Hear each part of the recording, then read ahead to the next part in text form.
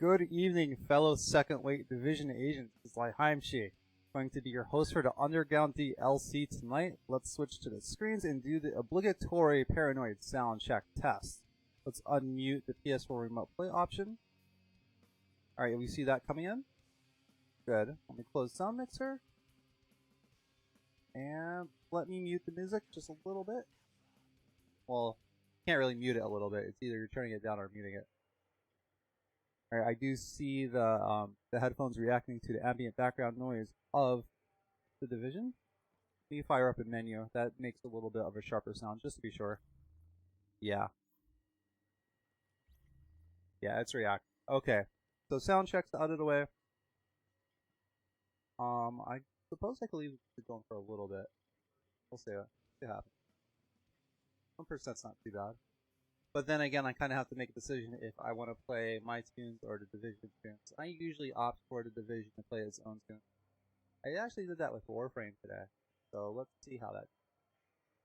Done it before, it's not. Alright, so let's actually dive into the Division. Let's get this mission started. Now that I'm actually getting more familiar with this. Anyone that's watched the previous Underground sessions, I tend to do them solo now after spending so long wanting to do it with other people, the missions. Because I've gotten burnt a couple times where I would pair up with someone, complete rando, and they would, they would run out into gunfire, like not being tactical at all, get slaughtered, get salty, blame me, then leave, and then there I am stuck fighting enemies of higher difficulties alone, and just getting slaughtered by hunters. Actually, I meant to normal. We're gonna do normal. We can start off with a phase 2, right? Let's start off with a phase 2. Only played on hard and above. Okay, so we'll just do phase 1 then. That's fine. And electro check. I forget what these do. Pull down skills. Alright, so that interferes with my HUD. I'm not really using hit abilities except the passive heal, so that's fine.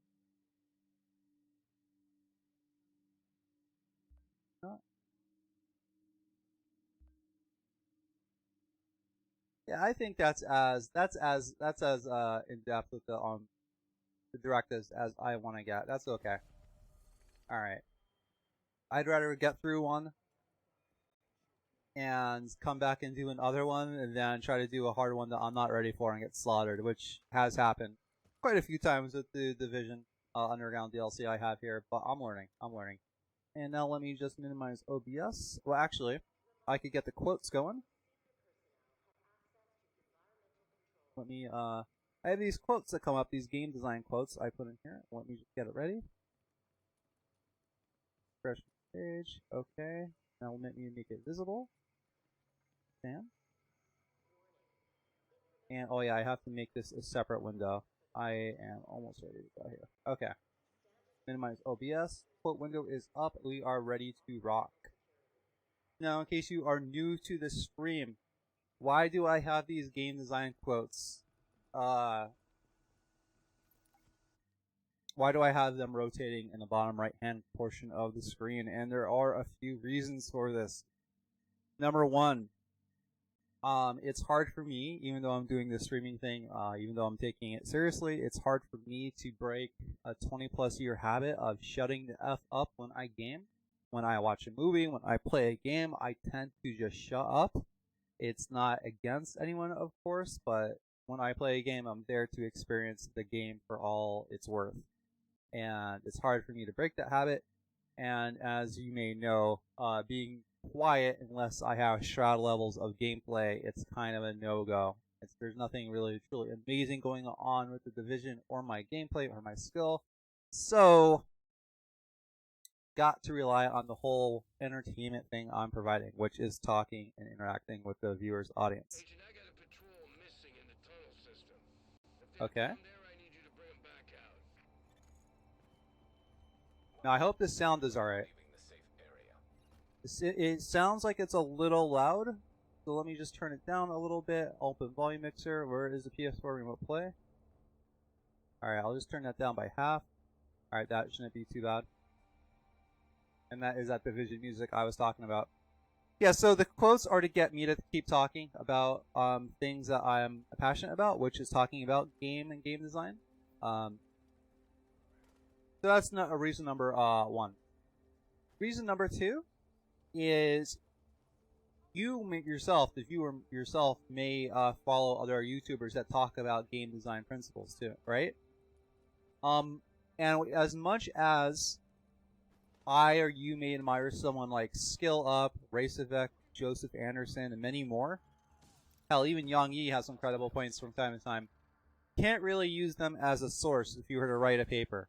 And I'm not saying people come here should be writing academic papers, but the point is, since I am not a veteran game designer, I'm not really a credible source. Hell, I'm not, even as a YouTuber / streamer, I'm not a credible source. I just have not been around that long. I have not gained enough clout. However, I do have the ability to look up credible sources and talk about them during the stream, which is what I'm doing. I went through a list of quotes and found some credible sources, and I want to talk about them during the stream. So in case we do talk about an interesting design aspect and you want to use it as a credible source elsewhere, you can. It's not like Heimshi's thoughts on game design. It's, in this case, Mark Rosewater, who is the lead designer of Magic the Gathering. So, if you want to take this source elsewhere, instead of saying some rando on Twitch or Mixer or YouTube, now you know who to cite. If you so wanted to talk with just a little bit of credibility. Just a little bit. Doesn't make anyone an expert, but these are from industry professionals who probably have more experience than all of us combined. Alright, another reason and I'm going to be talking about the actual quote in a little bit. I just want to give a primer for those who may be new to the stream. Another reason is when doing research into getting into streaming, again, because I did it last year around this time, but I only half-assed it. I kept hearing kept hearing that I should run into bright lights and totally blind the fuck out of myself. That's what I heard. No, but for real though, I heard, hey, if you're going to start streaming, if you're going to start offering online content, if you're going to start YouTubing, you should have a niche. You should have something to offer that no one else is doing. And I've noticed that for all the YouTube content I watch, for the streams I watch, no one was really talking about game design. And if they weren't doing it from a credible source. They were just offering their opinions, which is fine, but it's not something credible I can use, right? If I like Zero Punctuation, I like The Completionist. Like I said, I like Joseph Anderson, I like Racevec, I like Skill Up. I can't really use those as credible source. So you roll all these things up into one. I was like, all right, well, I could write a simple program to cycle through quotations and quotes and sources, and then that will get me talking and foster discussion with any viewers that may be here. It's only happened a few times, but I think the most important part is it just keeps me talking, and it gives me a unique offering regarding something I'm actually passionate about. Because the end goal isn't to like make it streaming, doing / YouTube stuff, which it will be nice, but the main goal is to eventually make my own game eventually, and it is my hope that by the time I actually start production on a game, I have a lot of these principles internalized, which, if I do, will help me make a better game overall. Now, what type of game am I going to make? Well, I guarantee you at start, it's going to be something very, very simple. Very, very simple. We're talking like fucking Flappy Bird simple. Now, where is this thing? Where is this discotheque?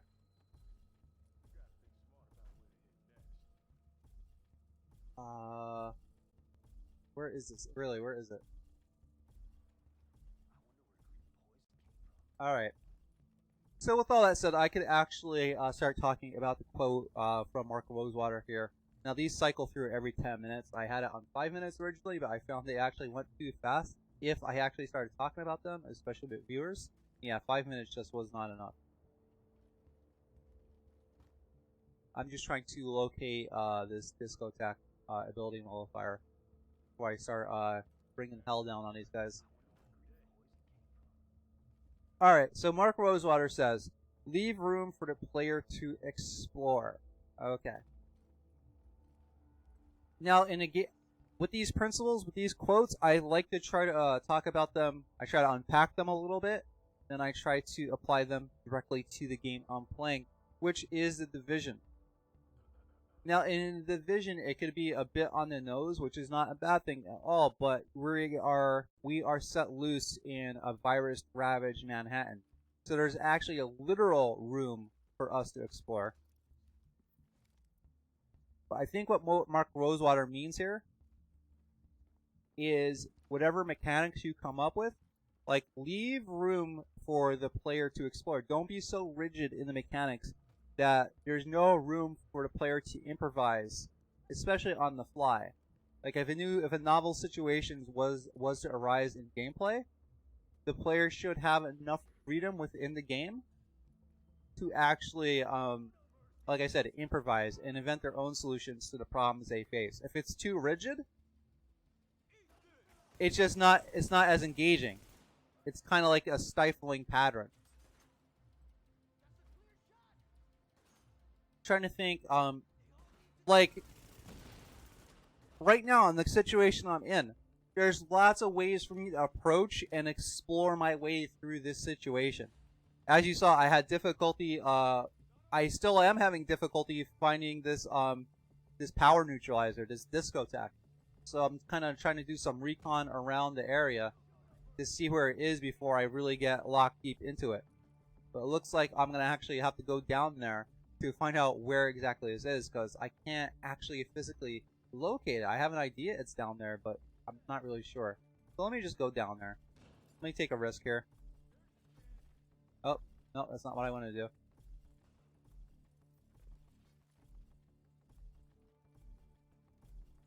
Oh, there it is. Okay. I didn't know the glass broke like that. That's pretty impressive. That's pretty impressive. Go massive. Go massive in Ubisoft. That was pretty good. And now that I have that taken care of, I can actually use my my Division abilities. I only actually started using the Seeker Mines when another veteran was in chat. I forget what his name was. Kismet. Yeah, his name was Kismet, and he explained to me that I should start using the. He suggested I start using the Seeker Mines.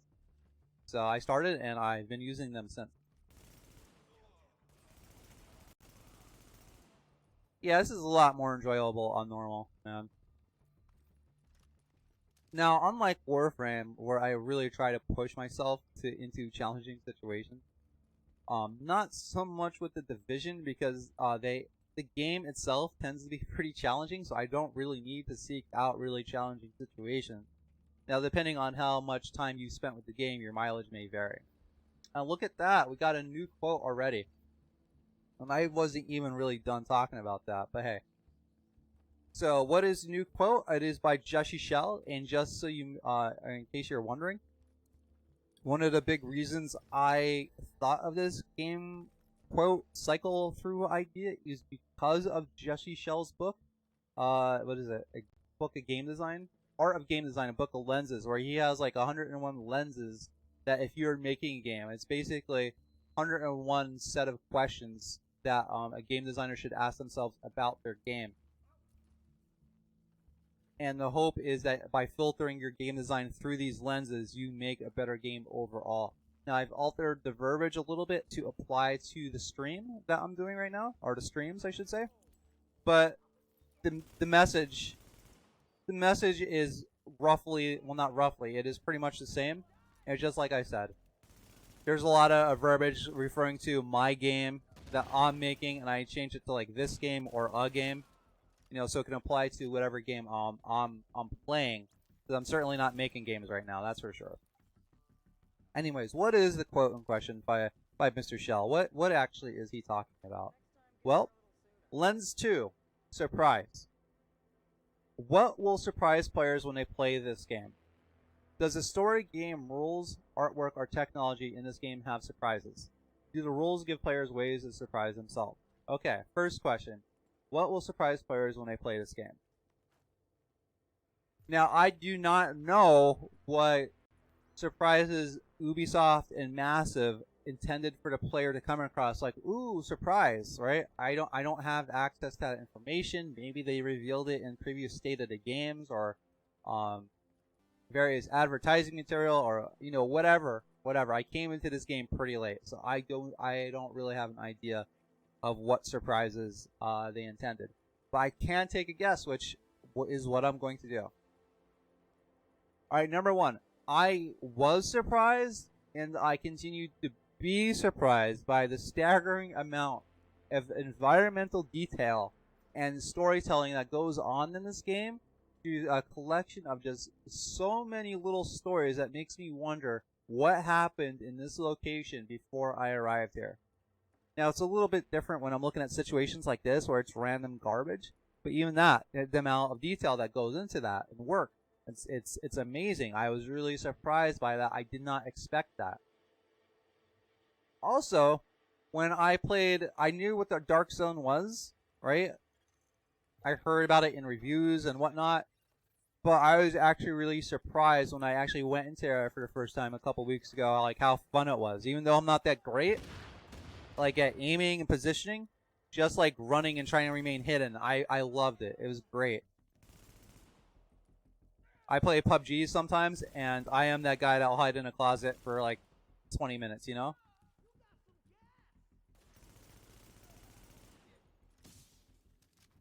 Alright.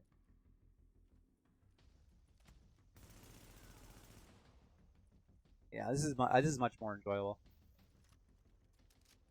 So yeah, those are two things that surprised me. How well I was able to do in the DarkZone as far as like getting the trophies that extract from every extract location. I was actually able to do it much shorter than I thought. I thought it was going to take me like weeks because I thought I was just going to get murdered constantly. But if I was patient and paid attention to what was going on around me, like more so like when people were extracting from other locations or got involved in a firefight, I actually can't wait to go back there. And it's going to be pretty fun, I think.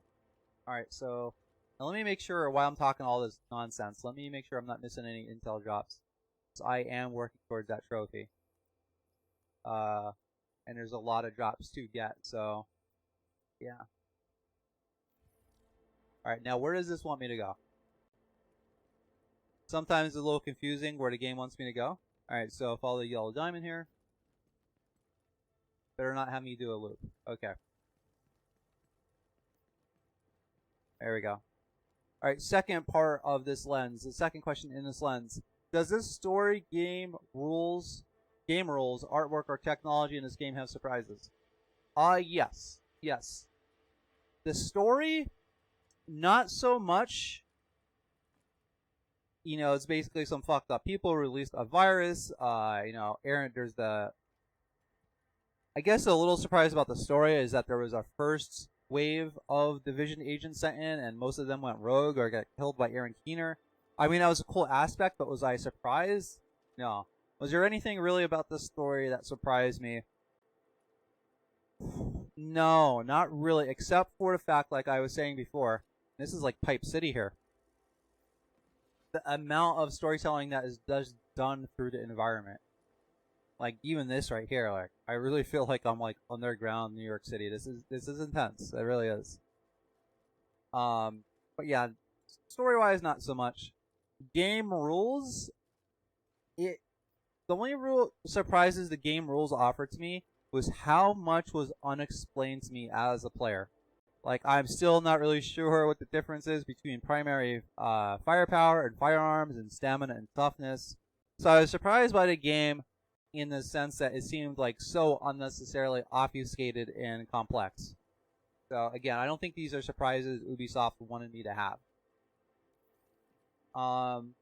Artwork, most definitely. Like literally artwork. Like artwork I would come across like hanging on walls in various buildings. I was like, wow, this is pretty good, man. This is actually pretty good. Alright, I'm still fully stocked. That's good. I'd rather be fully stocked, not fully stocked. And I guess, again, artwork can also be applied to the level design, because the level design is art, you know? So again, I will always heap praise on this game for its attention to detail and world building through its environment. It's amazing. I've only seen such a good job done at that in the game Dark Souls, which is no slouch in that department. Like, it's just absolutely amazing. I'll take that. I don't think I could really, that's not really that great. Then again, I don't really know. Alright, and technology? I mean, I was a little bit surprised that the PlayStation 4 can pull off a version of Manhattan like this. I didn't know the PS4 was that powerful. Makes me wonder why we're even going on to PS5. And the technology of me just running into the wires. Yeah, I guess that surprised me a little bit. Alright, let me see if there's anything in here worth damn. And what else? I think that covers that question. And the next question, do the rules give players way to surprise themselves? Now, there's a lot of like RPG elements. There's a lot of ways you can build your character, but they don't interact in such a way that gives a rise to like unknown things. Like, I can't put gear items A, B, and C, and D together and get an effect that I'm like surprised about. Like, for example, I have the Nomad gear on that has this mountain backgrounds, this mountain icon in the backgrounds, or on the right. That's what a gift that gives me. It gives me a passive healing ability that I'm always healing very slowly. And if I take lethal damage, instead I'm healed to full health, and that it takes like 4 minutes for that ability to cool down. And then there's these two pieces of Alpha Bridge gear, that they increase my healing rate by 2 times, by 100%. So my passive healing is twice as fast. And then each of these rectangles, like these yellow rectangles underneath on the bottom of the gear window here, those represent mods I put onto my gear that alter my stats. So gear-wise, there's not too many ways to surprise yourself unless it's a bug or a glitch. I'm trying to think, like, I don't know if... Now, in combat, I guess I could surprise myself. I'm reminded the other day I blew up this group of enemies, and it looked like a bouquet of like dead bodies in fire. So, like, the combat can give rise to surprises, just how it plays out. But other than that, I'm really hard-pressed to think of ways that the Division gives me to surprise myself. There are some challenges that I faced that I've surprised that I've made it through. So there's that too. And I guess this lens, it really refers to any surprise that the player can give themselves. It doesn't really have to be of any particular type or derived from any particular system. It's just period. That was 10 minutes. Get out of here. There's no fucking way. There's no way. I'm gonna have to keep track of these. Alright, 7:23. Next one should cycle at 7:33 at the earliest. So if it's sooner than that, then I have to go in and fix this. All right, let me look for this fucking discotheque that's causing my powers to not be used here. That's what the icon above my head with the X through it means. There's a device nearby preventing me from using my special abilities, my special sci-fi abilities. All right, here we go.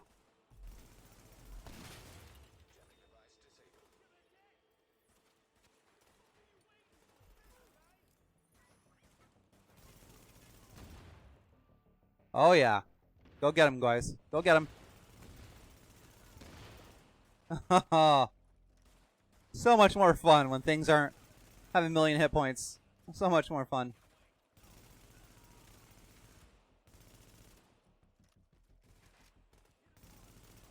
You're done, son. You're done, son. Alright, so this next quote is by Don Norman. Ooh, I was about to blast that guy.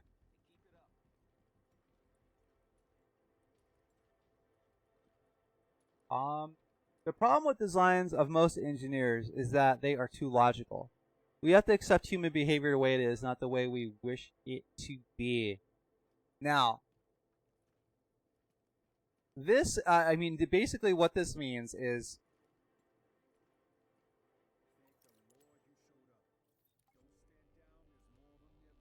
hostiles nearby. Let me get these secret mines going, take care of some of them. Oh, it's actually hard for me to see anything here.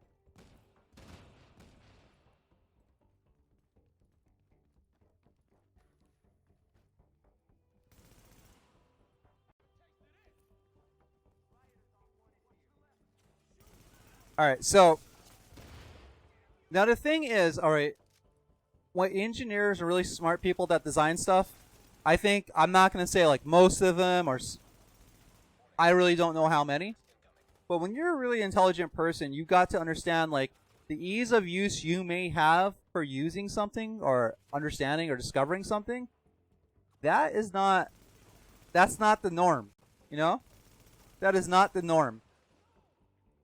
So if you're really smart, it's not just designing a product that a smart person can use. It's designing a product that a smart and a not so smart person can use. And this quote is dead on because in games, and we'll get to the Division examples in a little bit, but yeah, just in the games I played, there are so many like puzzles and situations where it's less about thinking things through logically. It's because the games themselves are inherently limited in comparison to the range of human behavior. Like certain puzzles and stuff you have to like overcome. It becomes more of a game of figuring out what the developer wants and is thinking, and less about how to actually overcome this situation naturally, right? As naturally as you can in the game world. Now, in the Division, one of the things I will harp on about pertaining to this game to the end of time is how unintuitive its like basic interface is. Like what we're looking right now during combat, like my health bars and my abilities, that's not really the bad part. I'm talking about like,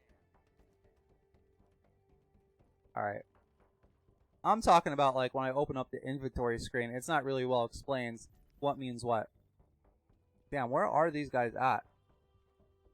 Let me drop the secret mines. Maybe they could actually lead me to them. Nope. I don't know how to get to these guys. Now this right here, I don't think this would really be an example of it. I just have to explore the environment a little bit and find out where these guys are at. Oh, there we go. They found them. They found them.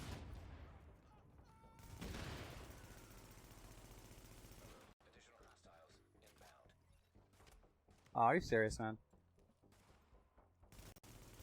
You can barely see anything, man. I'm playing on a PS4 remote play, so the quality isn't the best.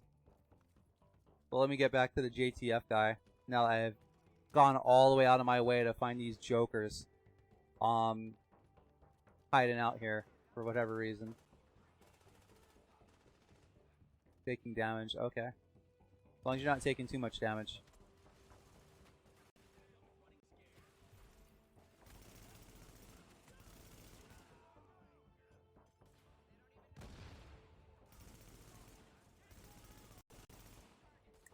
For normal, I guess I might want to take like the kinetic armor.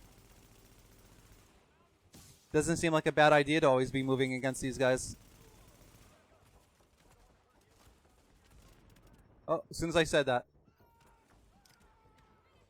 I'm about to burn through my nomad. As soon as I start talking shit, look at that, almost die.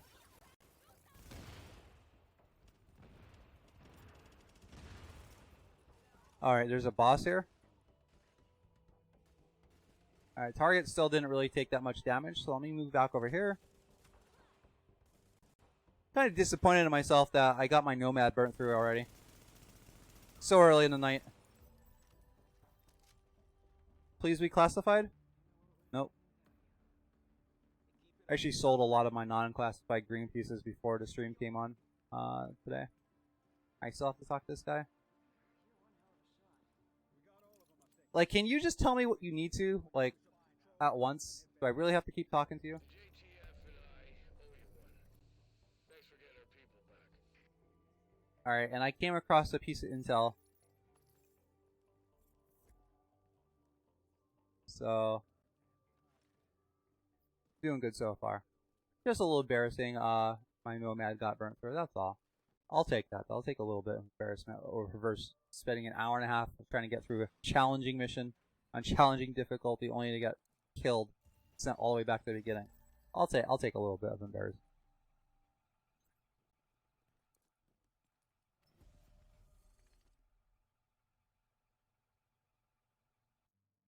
Yeah, but I feel that when NASA developed the interface for this game, they really didn't test it that well with it feels like it got tested internally, got a bunch of yes men. But because otherwise, if they tested it externally, somehow, some way, they could have even made a paper mock-up. I mean, hell, if they were paying me to do that, I would. But it's just some simple testing outside of yes men organizations or echo chambers would have been like, yeah, there's a lot that could be done to ease the player into discoverability regarding this interface system. It's like, it's very poor. I'll even highlight it right now, right? Alright, this isn't so bad, right? This isn't so bad. Like, this screen right here, not so bad. It's definitely following a grid system. And the interface itself is clean. I'm talking more about the user experience. Though sometimes those things are two different things, and the context I'm talking about them now, it definitely is. Yeah, wow, I only got 2 more minutes to talk about this. Holy crap. But yeah, primary firepower, farms, don't know what the difference is. Toughness, stamina, don't know what the difference. Skill power, electronics, don't know what the difference is. Only thing I really know is firearms, stamina, and electronics. Those are stats that my gear checks for to see if I have to use certain abilities. I've never seen like, hey, if you want to use this gear or get this ability bonus, you have to have a toughness or a skill power or primary firepower. It's always firearms, stamina, electronics. Toughness, is that how many hit points I have? No idea. Or do I have 5,335 hit points? No idea. I didn't know I can mod stuff until pretty late in the game. Now, even though it says mod, it's not the most noticeable thing, because as you look at the bottom of the screen, there's a bunch of shit going on down there. You know, the more options you provide a person, the longer it's going to take them to make a selection. So when I saw that stuff down there, I was just like, man, there's too much shit going on, man. There's too much. I think that's about it, though, for that. So let me just start another mission. Let me get this queued up. We're going to do a custom operation, select. We're going to do hard, right? We're just going to keep doing hard. I mean, not hard. We're going to do normal. Select. We could do a phase 2. We started off with a phase 1. Let's do a phase 2. Or I could do it on hard. Okay. And that is 33. So yes, this is on a 10-minute rotation. It's actually just flying by. Night is just flying by. Alright, so let me select this. Electrotech. Adrenal healing. I think we're going to do that. Let's try kinetic armor. Right? Let's try that. And I don't want to do the other two. We're going to confirm operation. And that's what we're going to do. And that's going to be that. And where am I on the underground ranking here? 32? So I'm getting there. I have 2 trophies to get, as I mentioned before. One is to reach rank 40, and the other is to collect all the intel drops, which I am not. I mean, I think I'm about halfway there. Let's check my, let's see if I could easily find how far away I am from that in here. Loadouts, pouches, appearance. I think. Nope. That's not it. Character.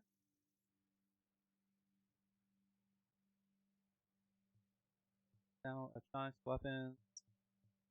I don't know if this is here. Health on kill, 20%. I did not know that. Pretty cool. Oh, here we go. Survivability. Toughness is a combination of max health and armor. I did not know that. That's good to know. don't take it. So I actually I don't think I've ever really looked at this screen as in depth as I have right now. So maybe I need to give this screen more attention. I actually don't know where my drops are, so I do know I got to do more missions. So let's get that started. I think the partner's cooking dinner smells pretty good. All right, so we got one from Mark Rosewater here. Fighting against human nature is a losing battle, right? And I'm gonna just try to jump directly into applying this to the division. All right, so they decided some time ago they wanted to make an action. They wanted to make a third-person cover-based shooter. Let me skip this. So why don't you go take care of their newest supply dump? You might even save a few lives. I would say, I guess the one thing I can think of is the shock ammo directive. Now, you don't have to use that, and that's what I don't. But there's so many times this game calls for just spraying and praying, and that definitely goes against human nature, at least for this game. Now, you get around that by using different weapons, by doing more controlled bursts, but again, it's not too good of an example because it's an optional thing. It's not something that's baked into the game. And you tend to want to do controlled bursts anyway because it helps your aim.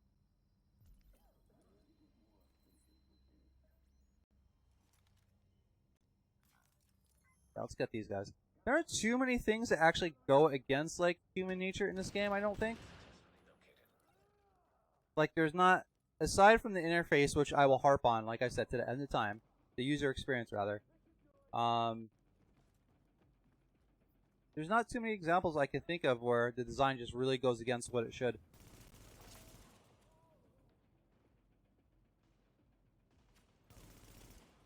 And taking out these guys is easy peasy on normal. Yeah. See, I would have died like 3 times by now on hard or challenging. I'll take these easy peasies. Yeah, I guess I'll get rid of this. And that's that, right? Now, why are they storing all their ammo in the middle of the open like that? I'm not sure. I guess that's what they do. And let me take a quick scan to see if I could find any intel drops. No, I cannot. Which is let's say that's good. Well, it's at least good I didn't miss any. That's another one. Another reason I'm starting to do these quicker phase ones though, because it gives me more time, more chances to run across these drops. I'd like to hit all the drops before I reach level 40. Is I just have a feeling that once I get both the trophies for this mode, it's going to be a long time before I play it again, man. I really want to be above ground again. Alright. Doesn't seem like there's anything here I'm missing. Alright, I guess you can't really hop over that fire. I don't know what's going on with that.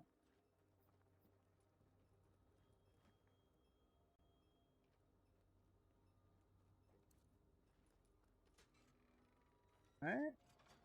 Just had a little connector node. Whatever that was. There's definitely gotta be guys in here though. Yeah, I see it on my radar already. Alright, we're gonna pulse and then we are going to Seeker Mines.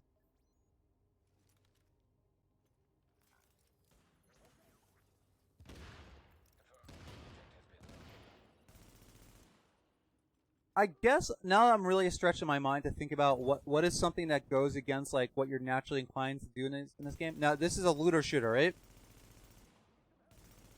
So looter shooter, you want to collect as much shit as you can get.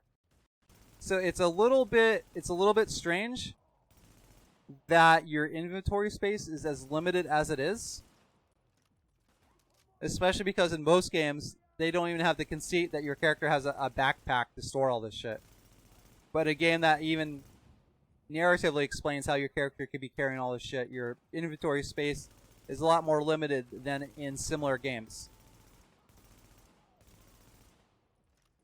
Now that's not too bad because I would say your inventory space between your stash and your sack or whatever you want to call it, it's not so bad. It's not like we're talking 20. And I'm not sure if Ubisoft has chosen to monetize like the storage space. Because if so, that that's business and design.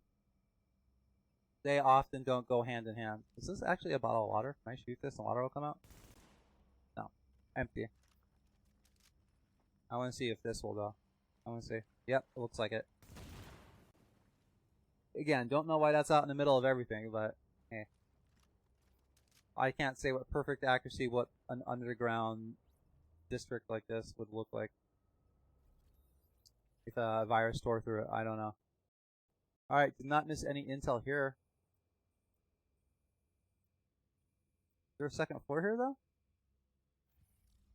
Yeah, it looks it. Looks like there might be some ramp here. Yeah. Alright, I'm just seeing if there's anything up here worth a damn, or is this is RNG, this is why it's here. Can't hurt to check, right? Can't hurt to check. So I'm checking. Now, will I see any intel up here now that I'm on the second floor? I really don't know how the proximity works for intel, like how close I have to be to it. What is this? What is this? Did I miss something? Oh, fabric. I don't care about a fabric container. That's okay. That's quite okay. Alright, so it looks like that was it. Let's get going. Let's get out of here. Let's get going. Yeah, so the inventory space in a game where you get so much loot, I mean, that could go against kind of like, not so much human nature, but just kind of like the nature that you kind of adopt for yourself in this game. Just collecting and hoarding as much shit as you possibly can, because you don't know if it's going to be useful for you in the future in some niche situation.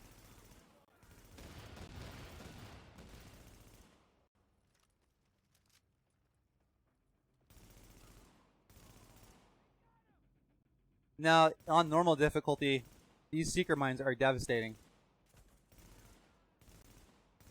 But the reason I use them, the reason I like them, is because even if their damage is shitty against tougher enemies, the fact that it chases enemies out of cover, that they're not aware that, hey, this thing will do middling piss damage to me. I'm just going to stick my ground like I do sometimes. Gets them out of cover, exposes them to gunfire, opens up new tactical possibilities. Or just to say new possibilities. Like, I don't want to sound like I am like Mr. Soldier or something like that. Even though I was in the army and I'm wearing my army hat while my character in the game is wearing his army hat. No relation. No relation at all. Alright, check out intel again. Alright, I've got nothing, so we can keep pressing forward, no problems. Go, go, go. Oh.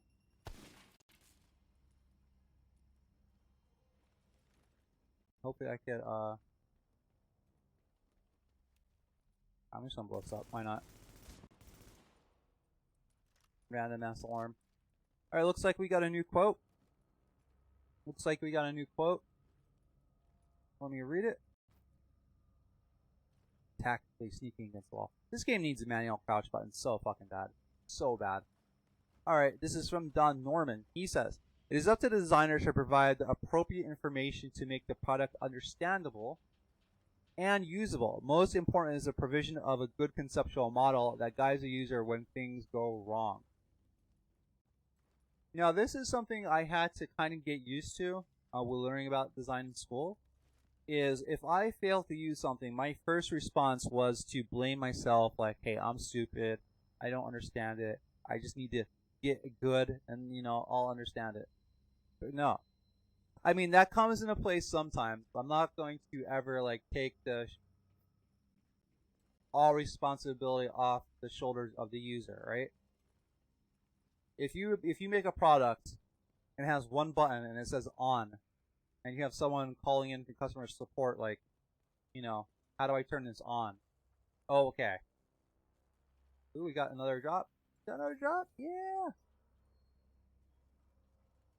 Still got quite a bit to go though. But outside of situations like that, it is the designer's job to make our products as understandable as possible. And I think in the vision, as far as I might have to change my tune. I really have to go into that character screen and read what those stats are about. Might have to recant a lot of what I said. But if that actually explains what all these stats do, then I don't know, the pathway towards that information should be made a little bit more apparent. Just a little bit, right? And I'm mostly happy I'm just getting these intel drops. That's 2 I got so far. So the audio logs though, they made a ton of those. I think the total's like 80 or something like that. I think they went a little bit overboard with that. Like, I don't know, 30 would have been okay. 30 audio drops would have been, or 30 things altogether would have been quite okay. 80's a little bit overboard. Alright, destroy the supplies, so I gotta get going. Can I climb up this? This is what this is?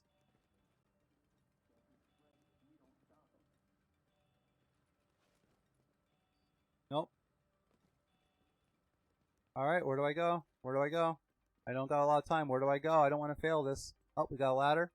Alright. Now, I do have something to say about these timed missions. Like, what happens to the ammo if I don't destroy it in time? Does it get loaded to every criminal in the city?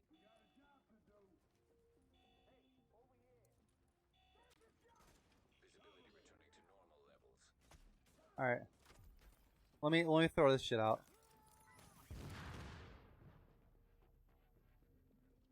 Oh, there it is right there.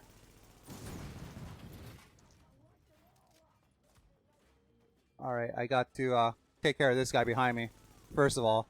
Then I gotta retreat to this direction, try to hold my ground a little bit. Now that I took care of the timed objective, I have some patience to, I have some leeway, some slack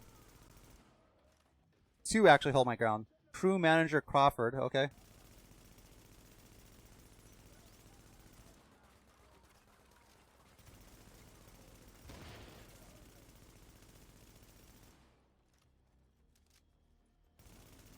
What's this guy doing? Oh, he has like a sliver of nothing left. And that was it? Okay. That wasn't so bad. That wasn't so bad at all. 10 phases completely? Okay.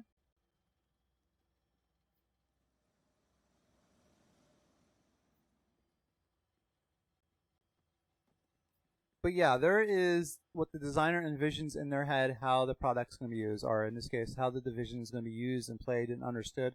And then there's how the user, how the players are actually going to interact with the division. And it is up to the designers at Ubisoft to meet not the players halfway, but as close to the players as possible. I'm really curious if that screen, if that character screen explains a lot of the questions I have.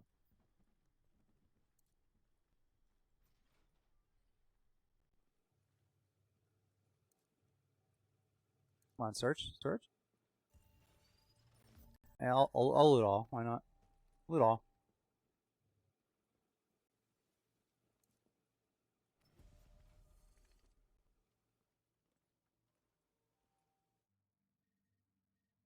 Yeah, this isn't working out so bad, man. This isn't working so bad at all. Alright, so I'm trying to think what else I could say about the division pertaining to this quote. But let me take a look at the character screen because I will feel kind of silly just a little bit if indeed the character stat screen does answer the questions about, like, you know, toughness and all that other stuff. And it makes you think, though. I will hold out on that even if it does explain that, they still could put that information on the same screen. There's no real reason to hide it in another screen entirely. It could have been both, right? So I got to know. It may not be the most exciting thing to look at, but now I got to know. Alright, so is this going to answer my question? Firearms. Firearm increases weapon damage by 4,000%. So I guess the base stats of a weapon, but that's what my firearms does. Stamina. Stamina increases health by... Okay. And skill power by 130,000. Now, I'm not really sure what that stuff means, though. Like, increases 130,000 from what? Like, what's the top tier of this? Like, is 130,000 good? Is it great? I'm not really sure, but I guess that firearms is a multiplier of my weapon's base damage. I kind of get that from Warframe a little bit. Weapon damage. Critical hit chance. 0%. That's nice. Headshot damage, accuracy. Yeah, alright, accuracy and stability. Accuracy with current weapons. Stability. I'm guessing stability is recoil. I think accuracy from something that someone said about, I forget who came by, but they might have said something along the lines of that the crosshair is smaller. I'm not really sure. Optimal range. Okay, so it tells me the optimal range, 30 meters. Is that the equivalent of max range? And after that, the damage falls off. Again, they didn't need to really try to fit everything in one line. Some extra details would have helped here. But that's nice to know. Health on kill 20%. And I do damage to armor.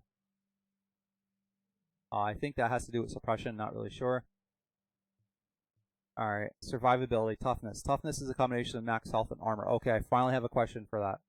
Max health, 316,000. Total maximum health of your character. Now, I'm looking up. It says stamina, 5,000 whatever, and then toughness, 440,000. So where is just my health? Where is my health? But I have what? 30% damage reduction? So this is explaining some stuff. Exploration. Yeah, this is explaining some stuff. Alright, let me see if I could go next category. I would like to see some kind of explanation for skill power and electronics. Yeah, skill power improves your skills. Alright, 130,110. That doesn't tell me enough. I get what skill haste is, just because of the words skill haste. But yeah, improves your skills by what? I get 130,110 to what? What percentage is that? What?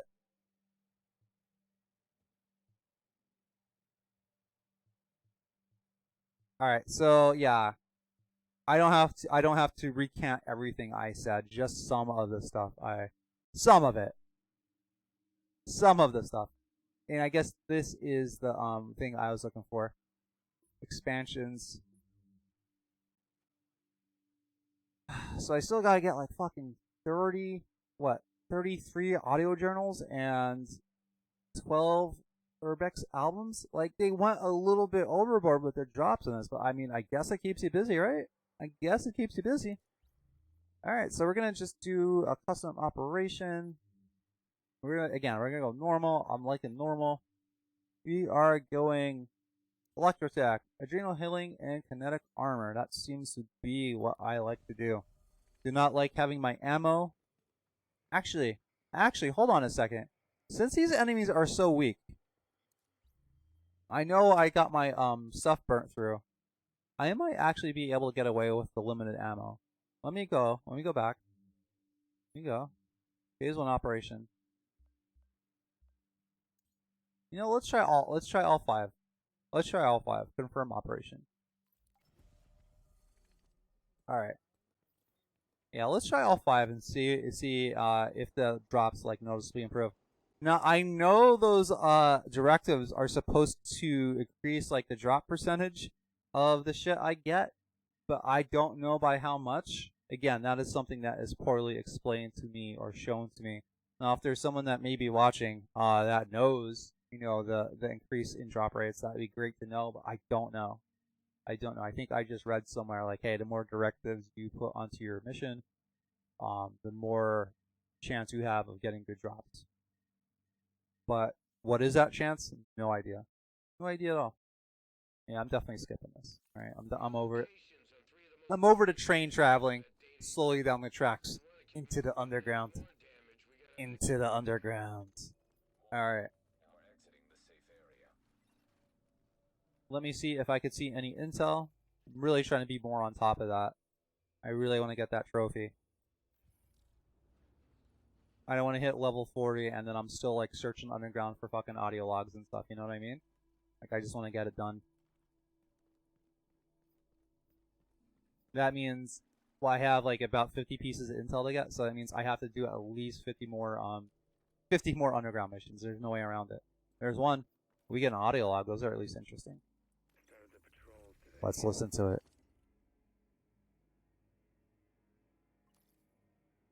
What? Did I cancel it out? That sucks. Well, I actually want to see if I can listen to it. Hold on a second here. I want to see if I can reactivate it. That was lame. Expansion.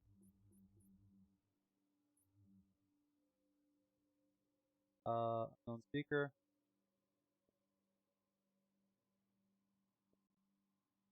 Plenty of people have figured out. Why are these locked? Not sure.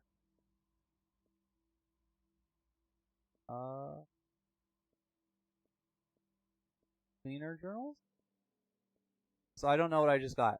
I have no idea. I'd have to actually go back to the stream and see what name it was. Okay, that's lame. And that whole interface was confusing. I could actually sit there and dissect it according to the current principle that is up on screen right now by Dan Norman. I could actually rip that apart. Do I want to sit here and look at a screen and just rip apart its design and its poor user experience? Actually, I do. I actually do. Is that fun to watch to anyone that may come across it? Probably not. And it's only for that reason. Does this guy have an eye? Is he missing an eye? Oh no, he got punched in the face, it looked like. And he got scared when I aimed the gun at him. Which is good. It's a nice little detail. Not that I want to aim guns at people all the time and I get off on it. I'm just saying, like, that's a nice little touch to the world, you know? Alright, so. Going here through the underground. Nothing too serious, nothing too intense yet, which I'm fine with.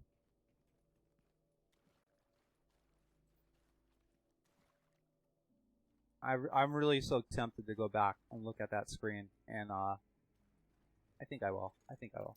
Oh wait, no, never mind.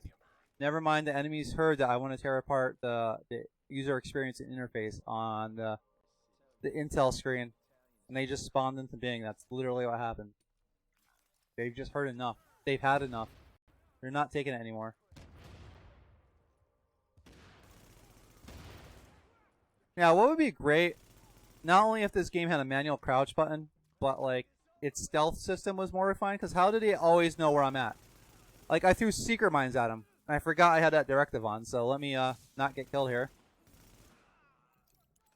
Let me use my first aid kit, because I'd rather use that than burn through my Nomad.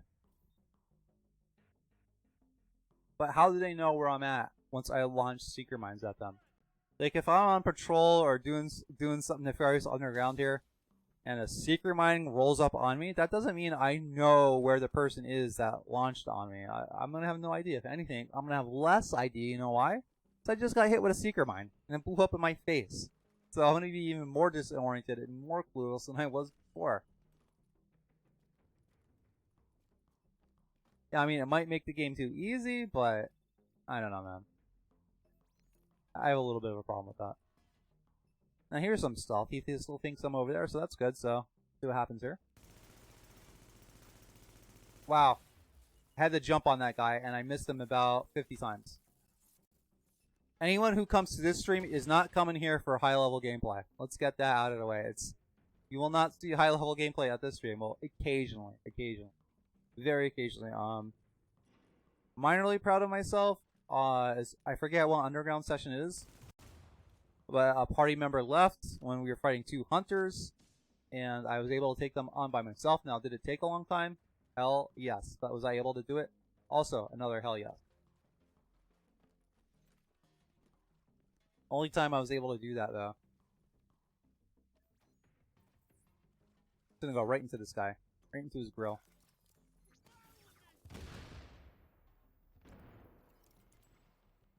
I miss his dead body. He couldn't even be more stationary. He tried, and I still missed him. I still miss him. So if someone was to make a joke, you can't even hit a corpse, they would actually be right. I actually could not hit that corpse there. Embarrassing. Alright, let's see if I missed any. No, I didn't miss any intel. Oh, thank you. Fancy. Alright. Appreciate it. I just got my dinner served to me. My din.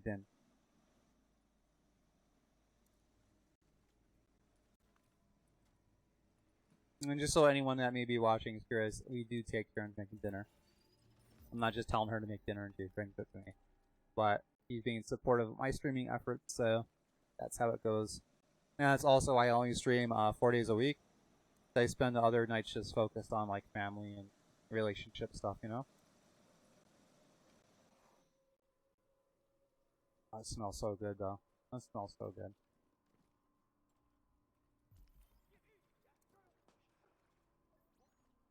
Threats found 10. Oh goodness. Oh goodness.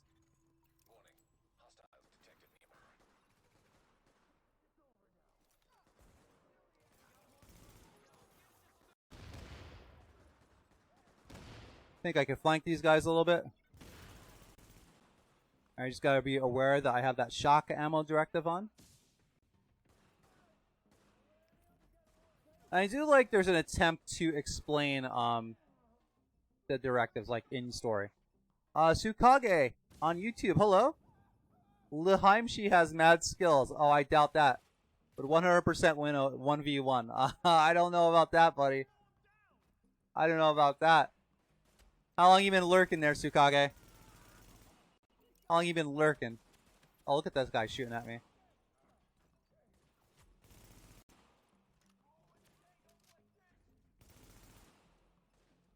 Oh man, come on. Oh, he pistol whipped me. He pistol whipped me. You see that? How embarrassing. Oh, nice. That was very nice.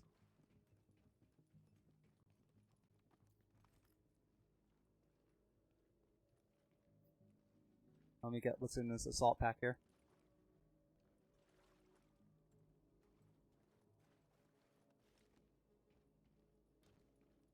Hey, Tsukage, so did you check out that animation link I sent you?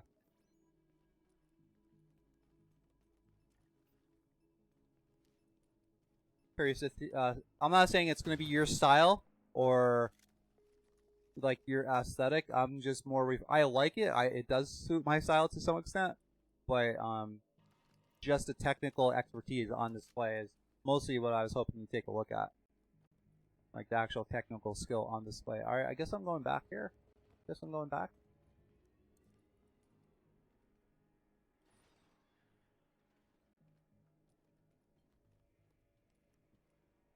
Where do I go here? Oh, there's a ladder right there. Okay.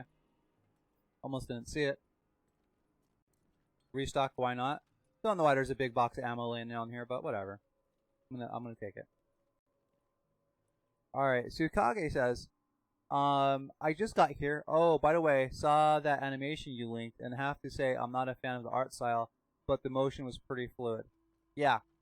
Yeah, I wasn't saying like, hey, the style is like what you should aim for. I'm just talking like the actual execution of said animation. Right? The actual technical skill, like the guy had a good grasp. His name is Adam Phillips. He had a good grasp of color, of perspective, of anatomy. So I would consider that to be like a good animation. And I wouldn't even consider that great, but it is fucking solidly good. So if what you wanted to show me, it's not at that level, if it's not at that level, then by definition, it won't be good. It will be good or below.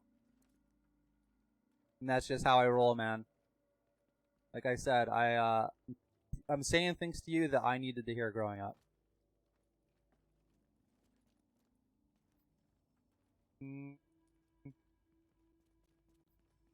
Oh, that dinner smells so good. It smells so fucking good.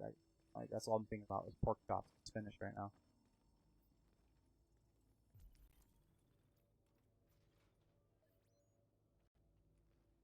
Alright, looks like we got a new quote too. Oh, incoming. Oh, incoming. I don't even get the drop on him, huh? Oh, okay, let me duck behind the soda machine here. Or whatever, this random generator thing.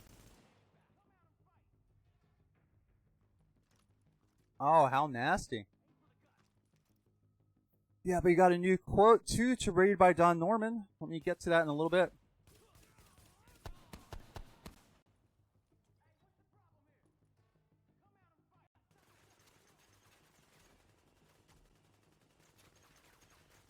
Alright, I have kinetic armor, so I have more damage reduction when I'm moving.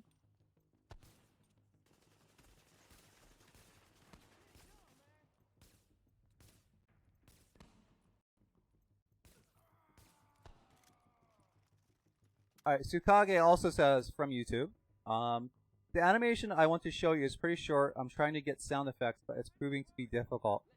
Yeah, man. Animation's no joke. It is no joke. What video editing software do you use? I'm really only familiar with Premiere Pro and After Effects. I had to use After Effects a lot at my last job, so it forced me to get reacquainted with it pretty fast. But Premiere Pro is pretty simple. Well, I shouldn't say pretty simple. Never mind. I shouldn't refer to any Adobe program as pretty simple. But understanding how the razor tool works and be able to cut clips together, that goes a long way in Premiere Pro, I'll say that much. I'm probably going to want to switch to a marksman rifle.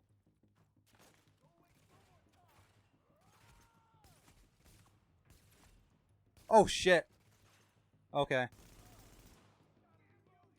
Also, the game audio is low? Okay.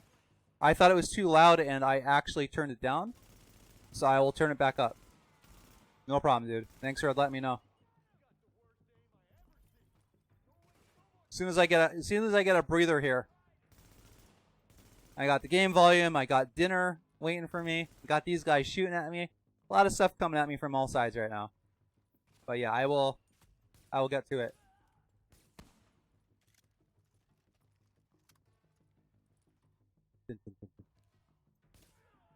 Oh, you want to snipe me? I know, I snipe you. Can you imagine if I had a Rugoku Prime in this game, fully modded out with like radiation? Oh, how awesome would that be? I'll take that though, right? Exploding bullets. Oh, there's more. Alright, there's more. There's more coming my way, huh? Okay. Oh, is this the boss man? Alright, so I killed the boss, or one of them. That's a good start. That's a good start.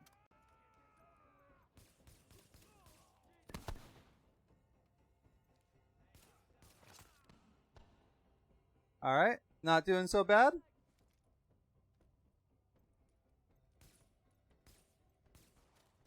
Oh, come on. I actually hit that guy. I got someone shooting at me here.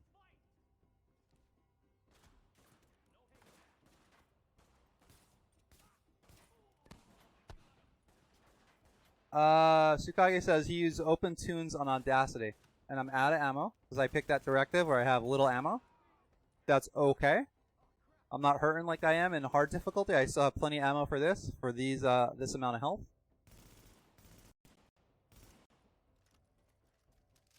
Actually, you know what? While I have a one-on-one engagement, let me adjust the audio now. Alright, Tsukage, you tell me how this sounds. Let me go back into the volume mixer here. Hopefully the guy does not rush me while I'm doing this. Alright, I put it up to 50. I'm going to do some gunfire. Not going to waste my bullets though. Oh shit. How does it sound now? I didn't realize my handgun was going to get me shocked so fast. There's some sample gunfire for you. Does that sound alright now? Alright, let me go get this loot. Right? Why not? Let's get this loot. Oh, we got some purple drops over here. Okay. Got running into the metal cabinet. Got that going on too.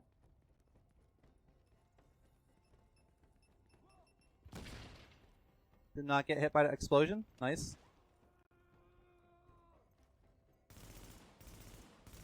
I know these missions are tough, but in the long run, taking them down is going to save lives. Good work. Yeah, I think I could do phase 1s with 5 directives. That wasn't so bad at all.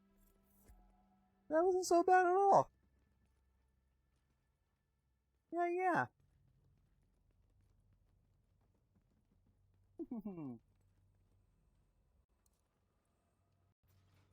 We got a good quote too here. I think I might actually dig into my dinner a little bit and discuss this this quote from Don Norman as I eat a little bit. All right, sounds better. Now, does it sound good or just marginally better? I want it to sound good. I know it might be hard to tell when I'm not actually in combat, but if it sounds good, if it doesn't give you an impression like I am some shit streamer you shouldn't bother listening to, then that's the bare minimum I want to aim for. That's the bare minimum.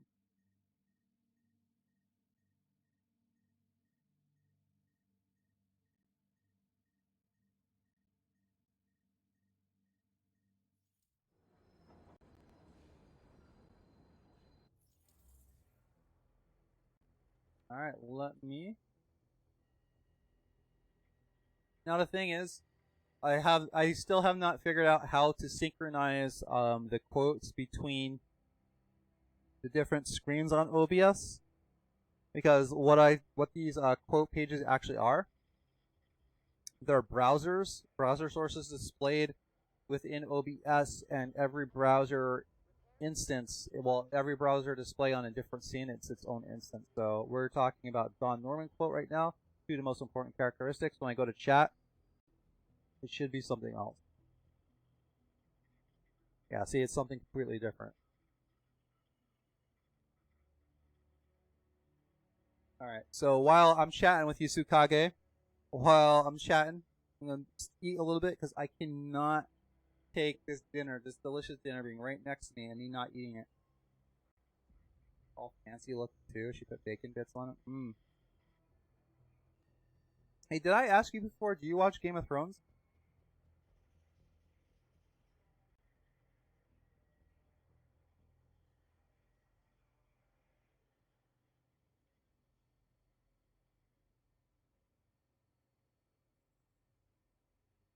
Hmm.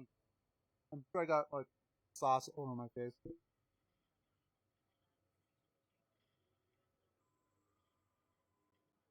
Oh, it's so good. This is so good.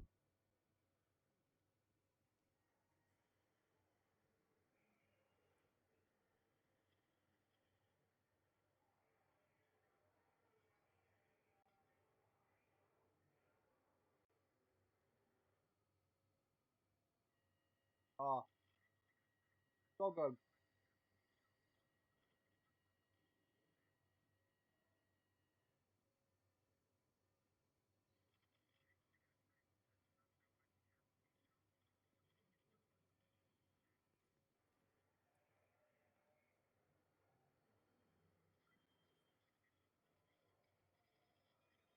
I know this must be like the most exciting thing to watch. Wow. I can't wait till that guy's playing the Division again so I can watch him eat dinner. I'm starving though, man.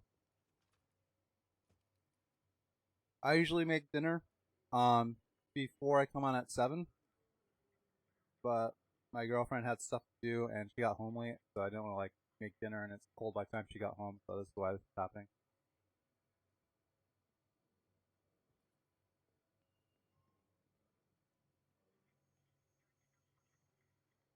Yes, you asked me many times if I watched Game of Thrones. I myself haven't watched it, but I think my family might give it a try since us young boys are much older. I'm sorry, man. My memory sucks. Except for random things that I have a strong memory for you. Why? Sometimes I remember things that happened on shows that aired during the 90s. But I don't remember if I asked you if you watched Game of Thrones, so. Good show.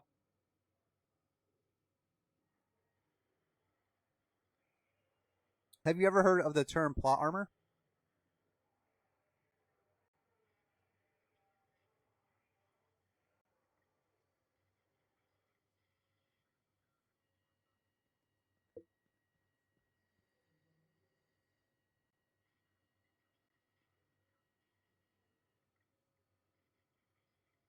I just want to get through one pork chop, and then I'm going to start playing.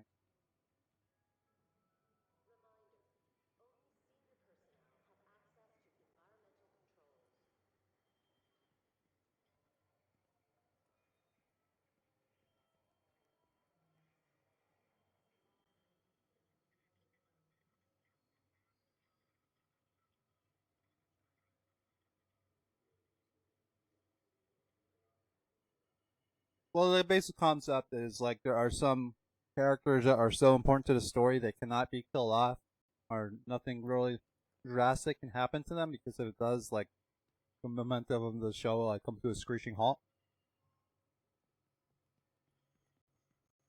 I think a big reason. Well, I shouldn't say big reason, but one of the reasons, at least Game of Thrones made an impression upon me, is at least in the initial seasons, it has no concept of plot armor, none.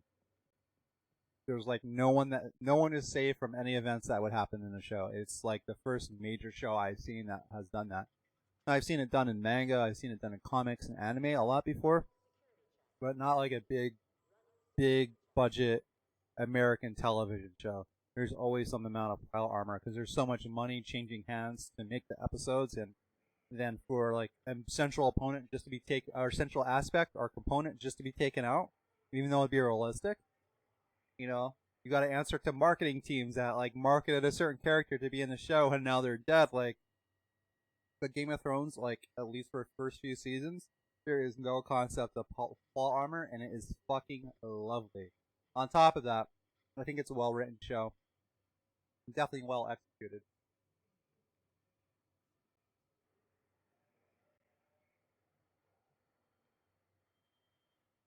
All right, one more bite and I'll be done here.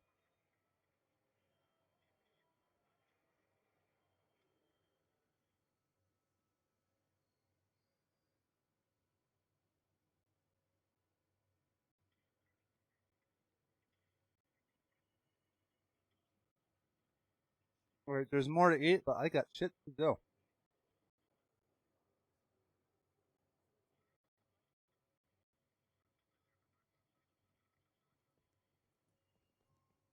All right, let me go back to play.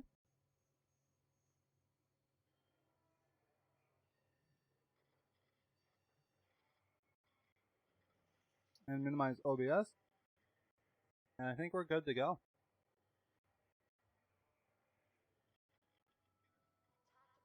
I just took a thought. There's a lot of network stuff going on. My router's downstairs, but my PS4 is connected to it from upstairs, streaming information back and forth. And then my computer, of course, is connected to the router downstairs wirelessly, and I'm sitting out. So, yeah, there's a lot of network going on. I don't know if I should take a chance. I'm not going to. I've been having a good night so far. No, I did not want to.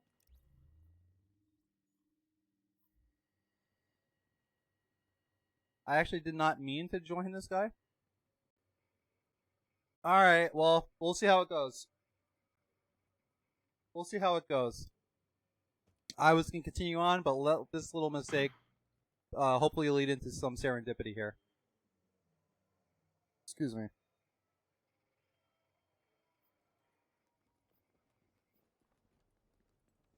Balding Rose. I played with this guy before. I think he got killed a lot.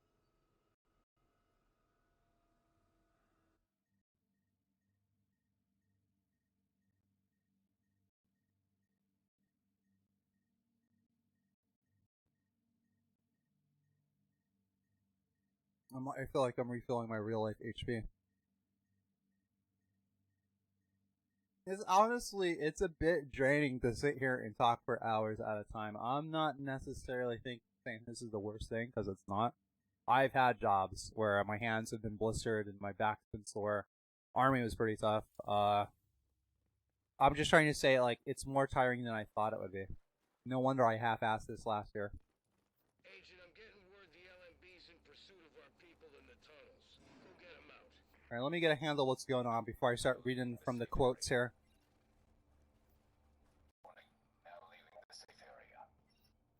Oh, I do not want to hear some guy's mic repeating everything. Oh. So, you know, that did not go the way I thought. I'm not even sure what to tell you. Don't know my own mind anymore. Maybe this thing is finally starting to get to me. Starting to crack my nuts. We were going after him. The family. Down the dead end. Should be easy, right? Nothing I ain't done before. Just keep focused. Wow, I cannot hear that audio log at all. Chased them all the way to the end. Got the torches going. Ready to finish this thing and move on. But it's a family. They got a baby. She looks like Ellie. She's crying. Come on, crying. Dad's face. I don't know. Arnie was waiting for me to do something. And I told him to move back. Wow, this is some voice recording. Holy shit, man. Wow, out of ammo already. Okay.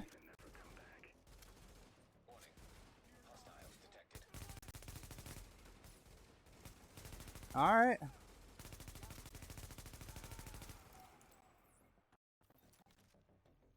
Oh, there's no one here?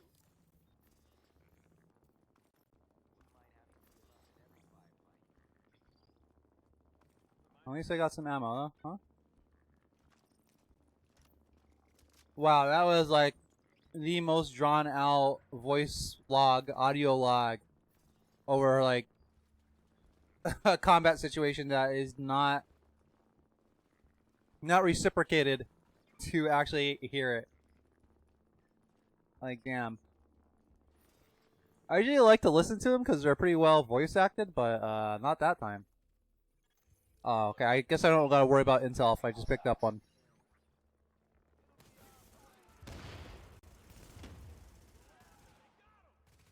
Alright, 542. That's actually not that bad as far as ammo goes.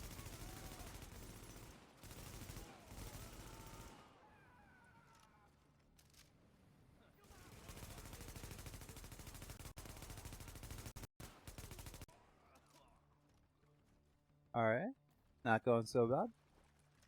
Now, the current quote up is by Mark Rosewater. He's saying resonance is important. I'm trying to remember exactly what he meant.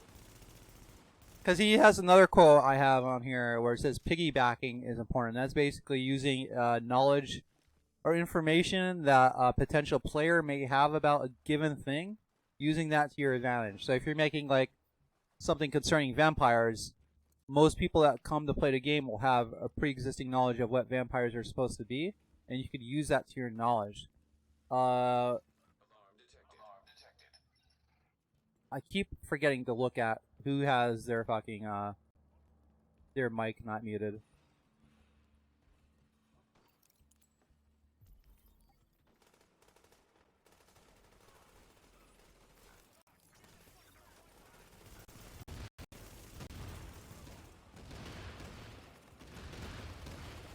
Okay, not so bad. Might try to flank him a little bit though.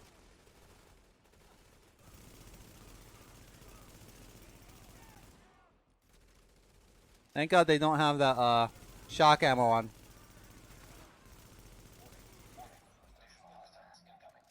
Alright, Ganskin, you are getting muted. Son of a bitch. Actually, I might leave him on. He might be entertaining. Let's see. Let's see. He was about to get muted, but I might leave him on now.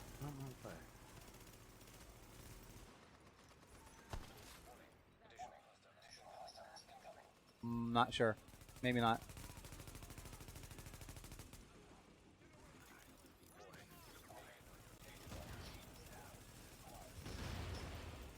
Yeah, I knew this balding rose guy sucked.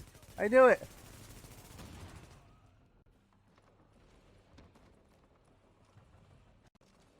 Alright, make sure I have my fragmentation selected. I think I'm going to be using those.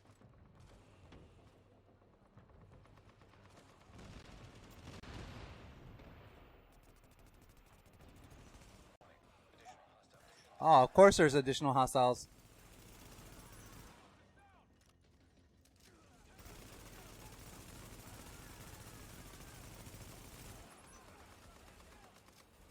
Oh, I'm burping like crazy. Hoping that's not getting picked up on the mic too much.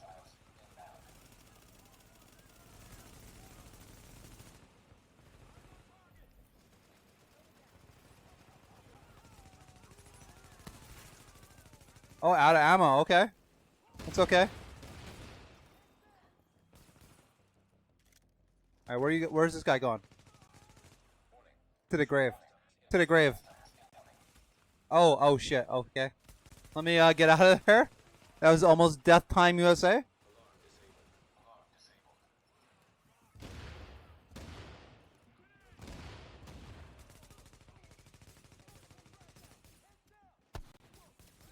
I thought I didn't get that guy, but apparently I did.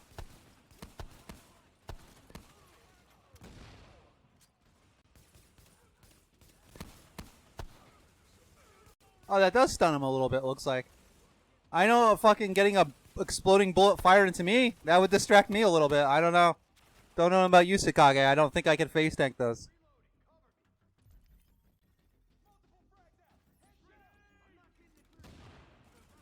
Do any of these guys have pulse, or is it just me?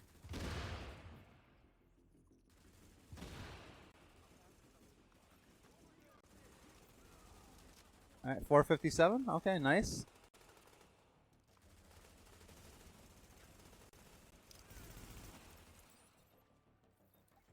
Alright.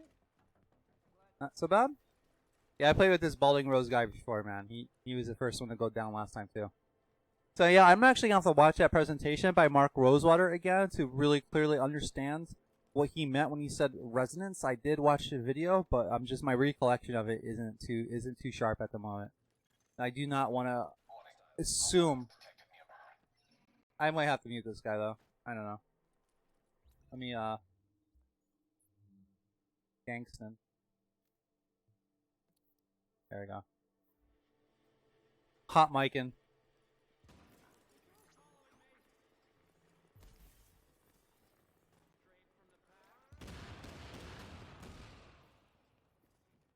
Can I flank these guys? Can I flank them?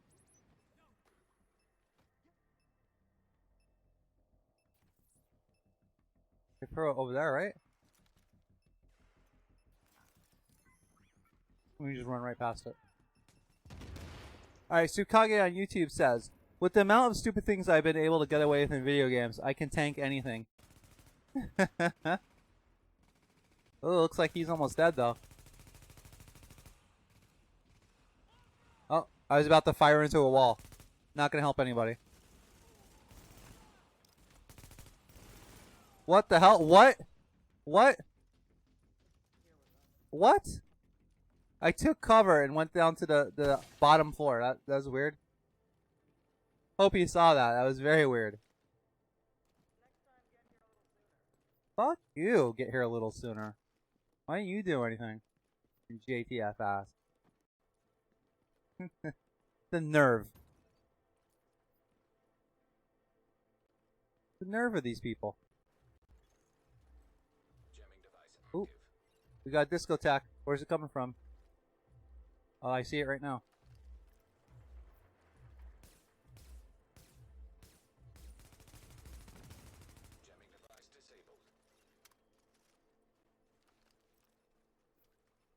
There's no guys here though. That's weird. There's a discotheque, but there's no guys. Very weird. Oh, you know what? I didn't check to see if I missed any intel, or did I already get it? Yeah, I got it over that intense firefight. I'm just paranoid.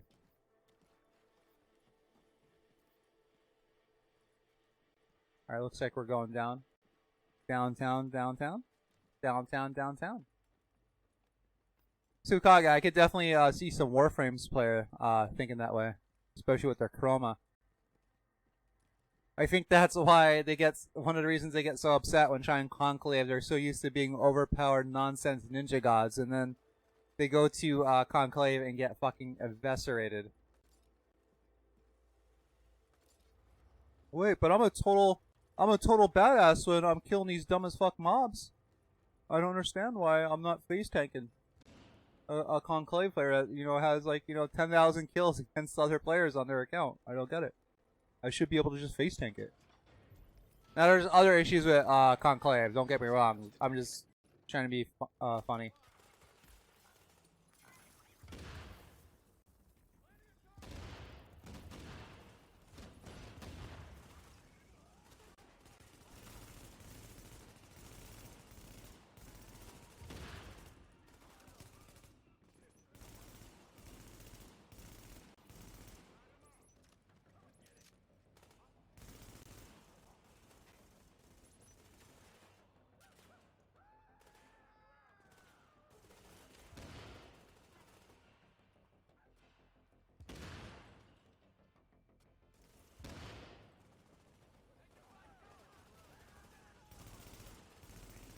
You're done, buddy. You're done. You're done, son. Alright, this guy's about to get flanked. Or he's about to get shot, and I'm going to flank his dead body. Oh, one of those two was going to happen. I mean, one of those two did happen, so... Feeling good. Feeling good. I mean, one person went down so far, and it wasn't me, so I'm feeling pretty good.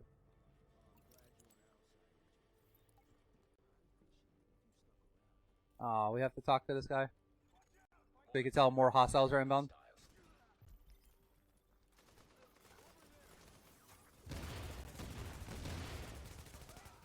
Oh, this guy. I didn't realize he was there. Shit.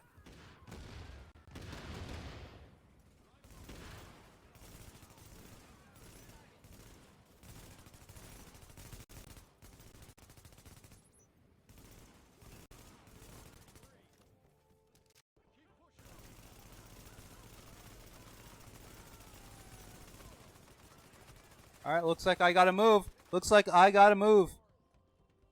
Ammo's still alright, though. Still doing okay. Now, how was I getting fired at from this side when my guy should be there, covering my, my flank there? Peculiar. Damn. Oh, this guy's right here. I thought he was my guy. A lot of guys with backpacks looking very similar in this game.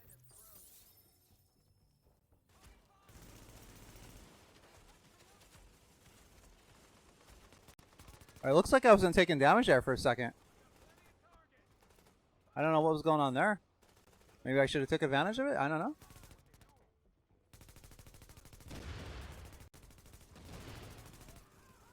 Oh, it's hard to see. This glare. Thing is, if you shoot the lights in this, they just come back on. Like, that's so stupid.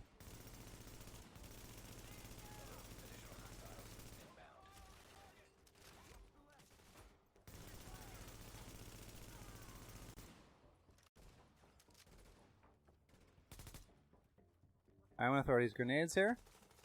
Yikes, yikes, yikes, yikes. I'm gonna retreat.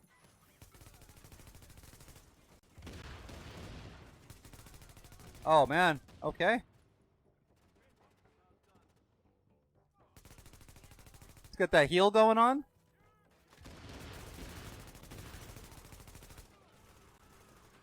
Alright, I'm going to switch to my marksman rifle here. I think that's better suited for getting kind of mid-range, long-range combat here.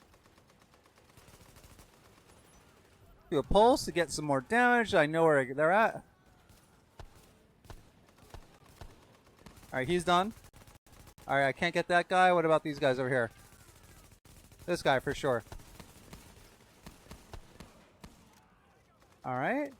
Now what about these fools? He's still over there playing with the fire or getting set on fire or something with the fire. And it looks like my Mayans have regenerated, so let's get those going. This guy's already taken this cover. Okay, we got a new quote, because I really wasn't sure what Mark Wozawater was talking about.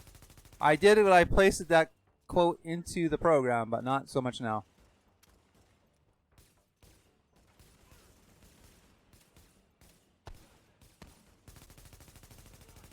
I'm gonna get this ammo.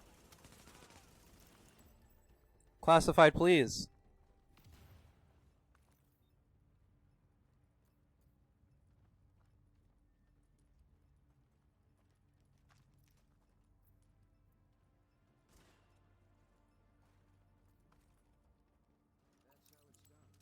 And okay. So Don Norman says a conceptual model is an explanation, What you just did, the LMB's gonna usually highly simplified, of how something works. It doesn't have to be complete or even accurate as long as it's useful. So a conceptual model of the Division could be a third-person, cover-based, tactical fantasy looter shooter, something like that. Maybe may not be entirely accurate, but as long as it gives a potential player like an idea of what they may be getting into, as long as it's useful for them, that's a decent conceptual model, or at least a conceptual model that has value. Let's put it that way. Warframe, what is that? Parkour infused, action RPG, third person action RPG, Space Ninja MMO Light. Is that what? Is that what Warframe is?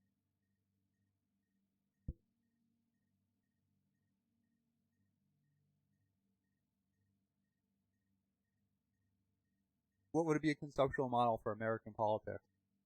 Legalize corruption. And that's something I never really paid attention to until the last election, and I think that woke a lot of people up, opened their eyes. Me in particular. The whole lobby thing, the whole lobbyism, ridiculous. Absolutely ridiculous. It's disgusting. It literally is legalized corruption. It is the best way to describe it.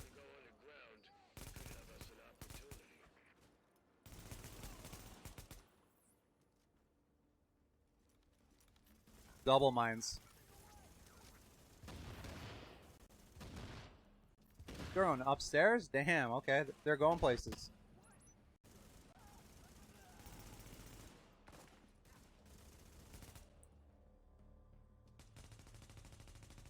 Thought you said something else, Sukage. I was looking over. It was still the face tank comment. That remains. That remains. We're actually doing okay. Now, both these guys died already. But I'm going to gloat about it a little bit. Because with this game, I need all the little victories and attaboys and feel-goods I can get. I spent so much time, especially in this mode, just getting beat down and grounded into dust. I was doing so bad in some of these underground sessions, I was actually thinking about taking them down from YouTube. I was like, you know what? My plan is to review these games after I 100% the trophies. I probably should leave the bad experiences up too. Because that's like a purpose of the review, to good and bad. Even if this review's 3 years late. Alright, I'm way off mark here. Way off mark.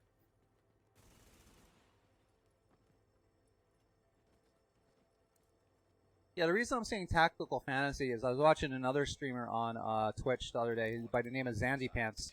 Don't know if you ever heard of him, Sukage, but really, really awesome guy to actually go in and talk to during stream. Real intelligent guy.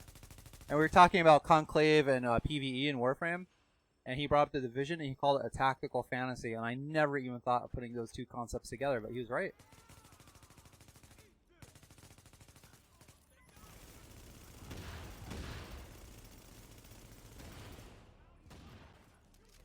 Oh, they burnt through his nomad, I think. Ugh. Because this game is trying to evoke the feeling, the sensation, like, yeah, you are this, like, tactical, secret government agent with your high-tech gear. There is a little bit of a fantasy to it. A sci-fi fantasy, but a fantasy nonetheless. Oh. Too much reefer smoke.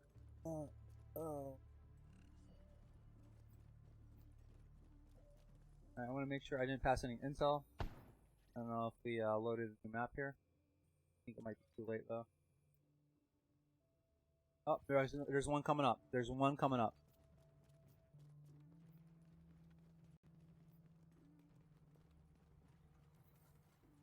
Told the so-called leadership about my plan, and they had the nerve to tell me to my face that it was ill-advised and lacked foresight.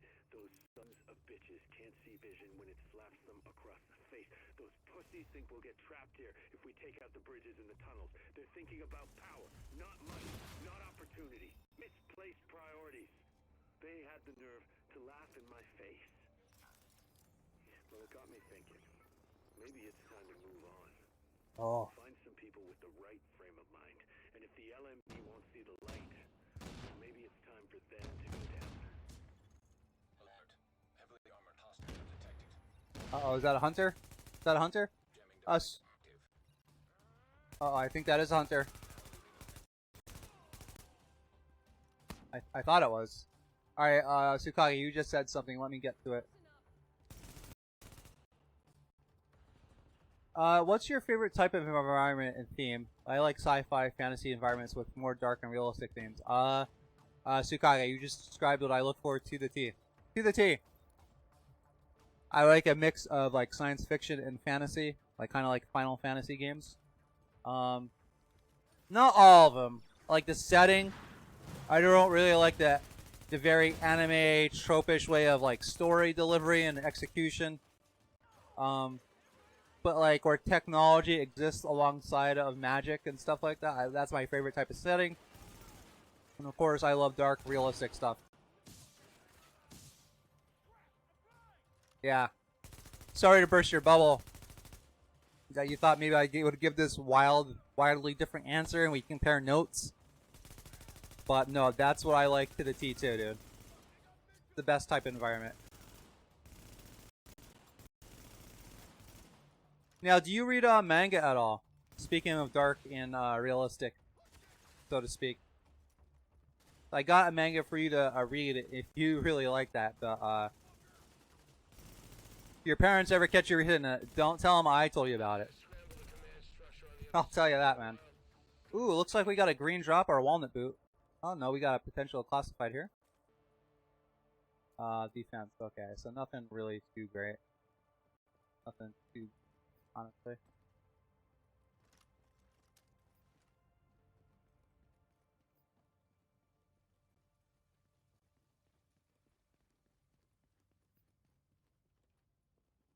Alright, so follow the yellow dime. Okay, I guess you can't jump over that, those bars. Take a bullet, jump over that. That'd be nice.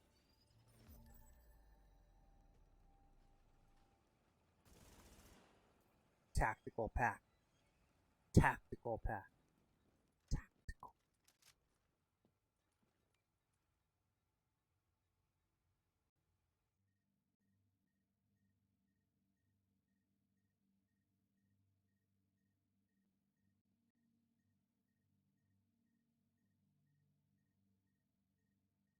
Tsukage said, I only watched DBZ, DBS, and Pokemon. I never read a manga. Oh, wow.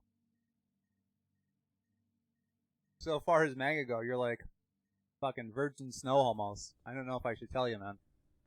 I don't know if I should open up your mind to those possibilities. Those coordinates I'm sending you. That's where some unfriendlies are holding some intel that I need. You wanna go get it? Warning. Hostiles detected nearby. I'm just seeing your parents like, where'd you hear about this? You'd be like, on Twitch, Lihim, she told me about it. Like, I don't want to deal with any of that. But then again, it could foster your artistic development. I don't know. I'm kind of caught in a crossroads here.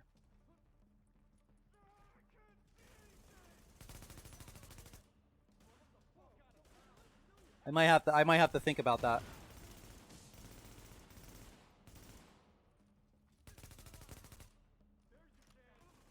Cause the manga I'm thinking about suggesting to you, like I've seen some fucked up shit in my life, both in real life and in fiction, and even when I read this manga, I was like, wow, this is really fucked. He's really fucked. There is no darker fantasy than this manga, man. I'll tell you that. Objective data has been updated. Objective data. Oh, we got some purple drops. Might as well go get it.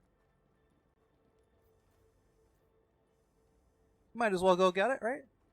And let's say, make sure I didn't piss. Nah, yeah, piss. Make sure I didn't miss any intel. Alright, good.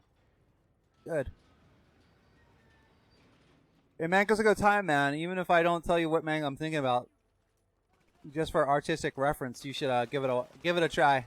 There's a lot of it is for free online. Just gotta know where to look. That's not gonna infect your computer with malware to hell and back.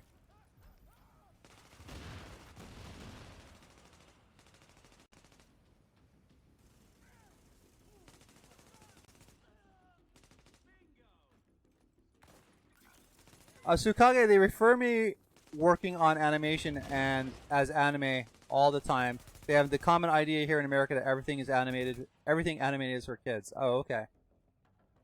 Yeah, that's kind of a narrow way to look at it. Animation and video games are works of art, just like everything else in the entertainment spectrum.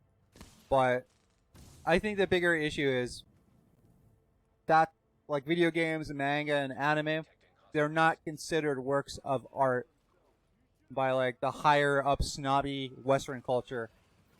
But there will come a time when they just make so much money and gain so much attention, they are going to be forced to face their ignorance. I don't know when that's going to happen, but it's going to happen eventually.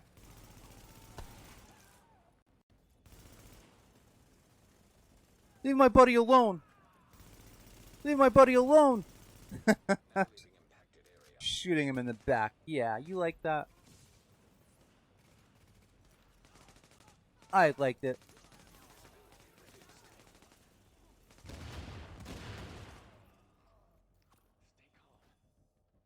He jumped up in that train already. Okay. Don't know if I killed him or what, but he got killed. He got killed just the same. Alright, my ammo is actually still doing pretty good, so... What the fuck is this? Is this visibility? Visibility returning to normal levels. Yeah, I don't know how a lever attached to a fuse box is going to, like, create a fog like that, so... I'm not too sure how that meshes. But then again, I am pulling fucking mines out of my, my pockets every, like, minute at an infinite rate, so... I mean, gotta give and take, I suppose. Alright, so, we got a quote from Don Norman here, and it is, all artificial things are designed, whether it is the layout of a furniture in a room, the path through a garden or forest, or the intricacies of an electronic device. Some person or group of people had to decide upon the layout, operation, and mechanisms. Which I included in this quotation series here, because if you took the time to design something, then I think it's up to the designer to design it right. And that especially comes into pass when we're talking about, there's another quote in here that Don Norman went with a group and examined what happens at 3 Mile Islands. And he discovered that he said that failure was inevitable because the interface was so poorly designed. So yeah, if it is artificial, like there was some artificial man-made intention behind it, then it really should be up to the designer to make that design as discoverable as possible, as easy to understand as possible. And that's the goal.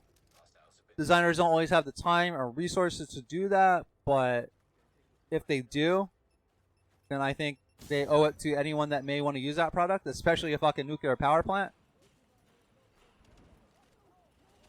Oh, okay, I'm not doing too good here. I'm not doing too... Well, I actually am doing too hot. That was the problem. See what I did there? Womp womp.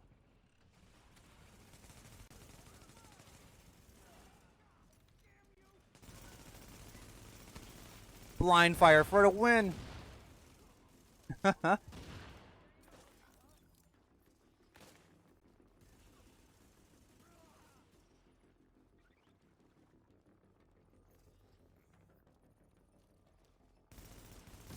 I guess the bigger question is there a divine designer? Do we have a creator? Or did we just come about? Who knows? Who knows? That's kind of my stance on it. I mean, I could get more in depth, but ultimately, that's what it comes back to. Who knows?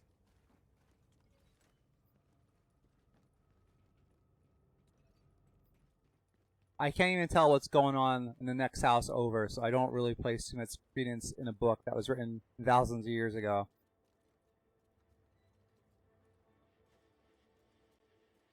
Supposedly by a divine presence. Who knows, man? But that's a whole other topic entirely.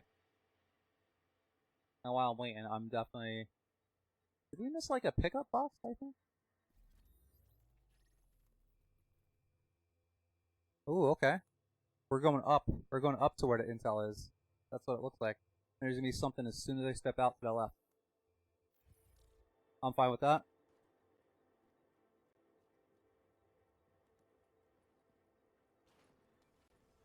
Light-skinned guy. I got the goggles on. I got the goggles. Alright, streaming for almost 2 hours now. Oh wow, it is like right there.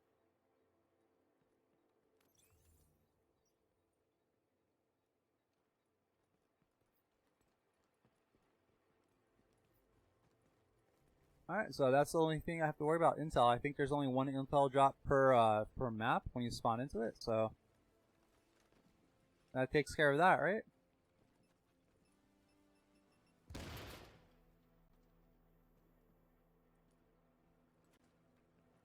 Literally crawling up that guy's ass, but that's okay.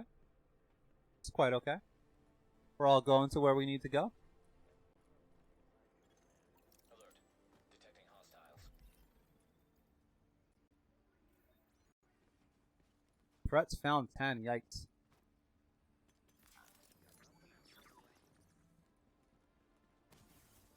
there any way upstairs to flank these guys?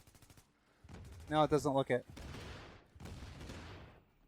A lot of explosions and shit going on though. Alright, now it's time to let these mines go. So you get a little head start, make these guys more chaos. Looks like that guy's about to die.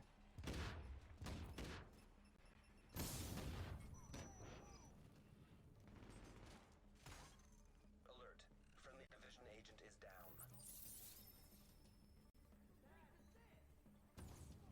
You know what? Maybe it wasn't me using my ability. Maybe it was my other party members this whole time using their ability.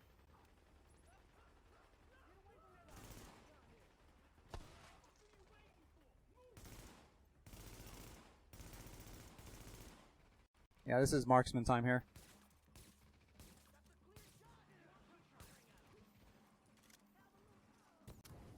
Alright, it was a marksman situation, now it's not. Now it's a run and gun get him situation. Alright, got a new quote. But we hear guys approaching me, so let me try to take care of this first.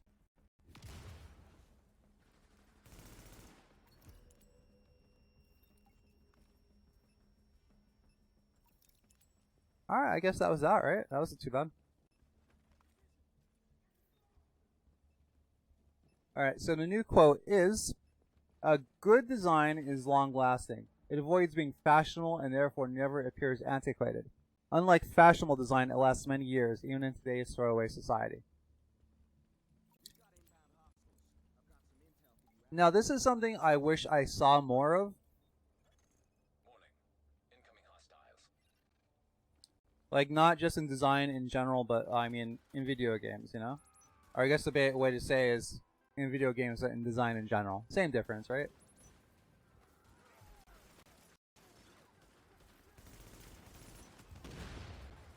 Alright, so I believe what Dieter Rams is saying here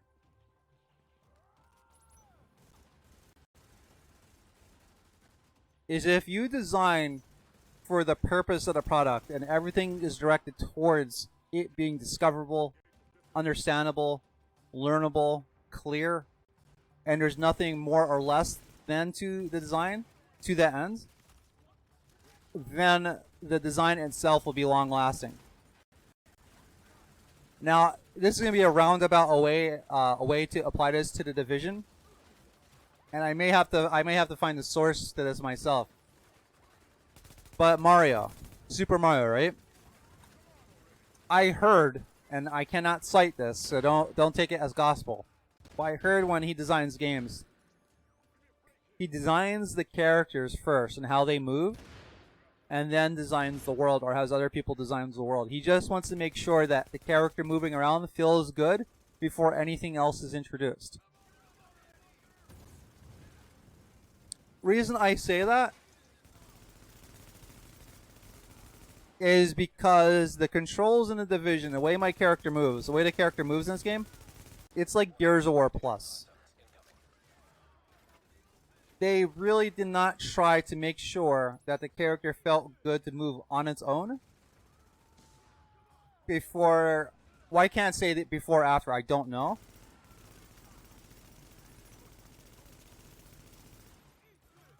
Oh shit.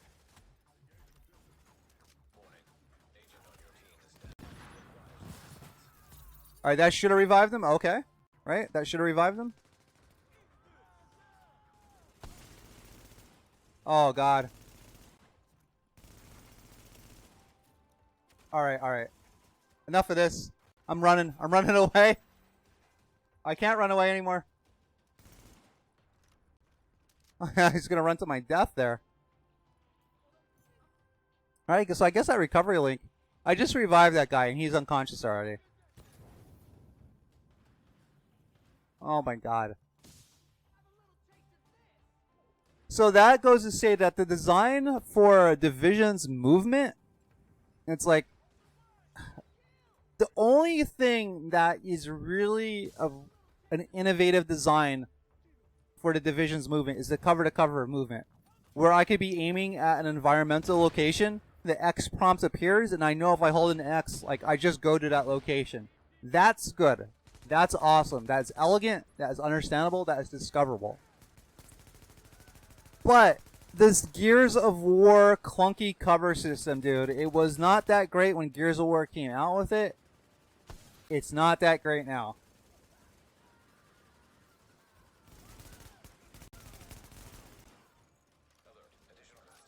It was already showing its age to anyone, to any gamer when Gears of War came out, right? It was already showing its age to someone that's like, well, hey, why is my character's mobility so limited?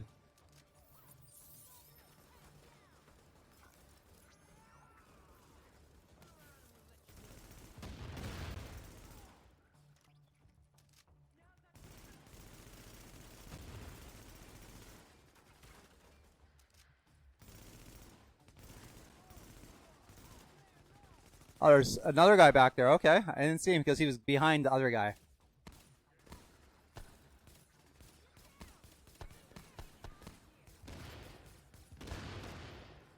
Alright, he's going down. If I can hit him. Which I can't. Which I can't. I could not hit that guy for the life of me. But I'm going to hit him now.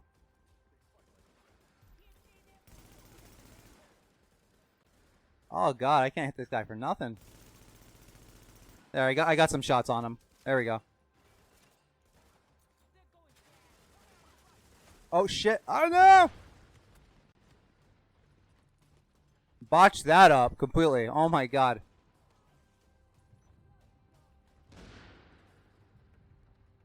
It looks like all my secret mines got her though.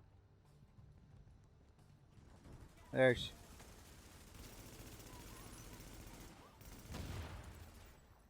Oh, we got some gear. Got some loots. Classified? Nope. If it's not classified, I don't care.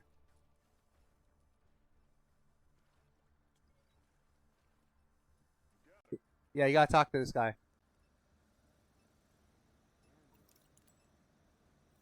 At least one of us could. What you brought back from the underground, that's definitely something I can get actionable data out of. So thanks.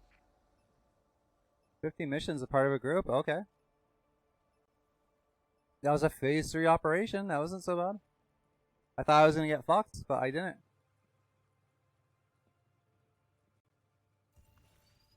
Wouldn't mind running with these guys again. That wasn't bad at all. That wasn't bad one bit.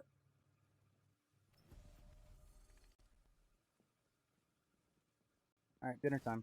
Dinner time! Or dinner part 2.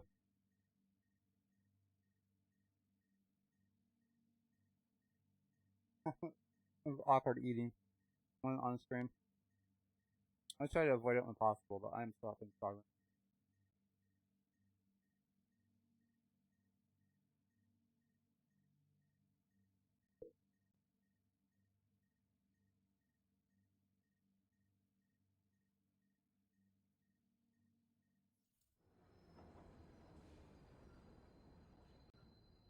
Alright, I'm starving.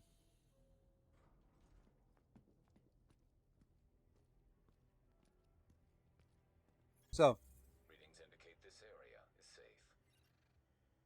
when people come back and play the Division, like years from now, some of you can play it in some way, shape, or form. I mean, the controls are going to feel so outdated because instead of trying to make the movement system and the design of that system like independent upon itself, like feeling good by itself, and instead of just aping what Gears of War and other cover-based games have done, it's going to feel very dated. It feels dated already, to be honest with you, especially after playing a game like Warframe for so long.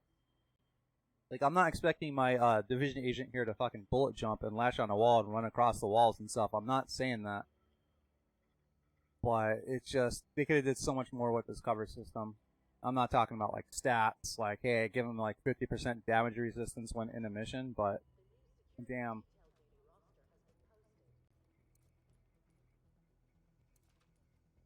Alright, let me get in here, guys. Come on.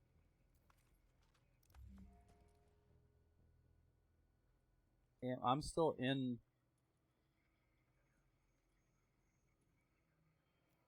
Yeah, I'm just gonna stay in the group I'm in.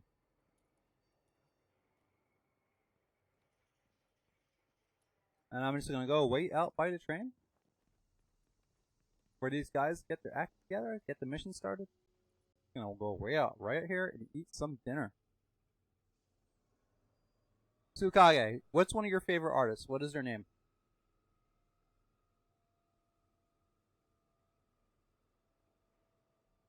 If this guy's trying to talk to me, he has to learn the hard way, not the hot mic. Has to learn the hard way, not the hot mic. No one wants to listen to your sniffles, your chair creaking, feedback from the game. No one wants to listen to it, bro. Not that me eating on stream right now. Who's any better?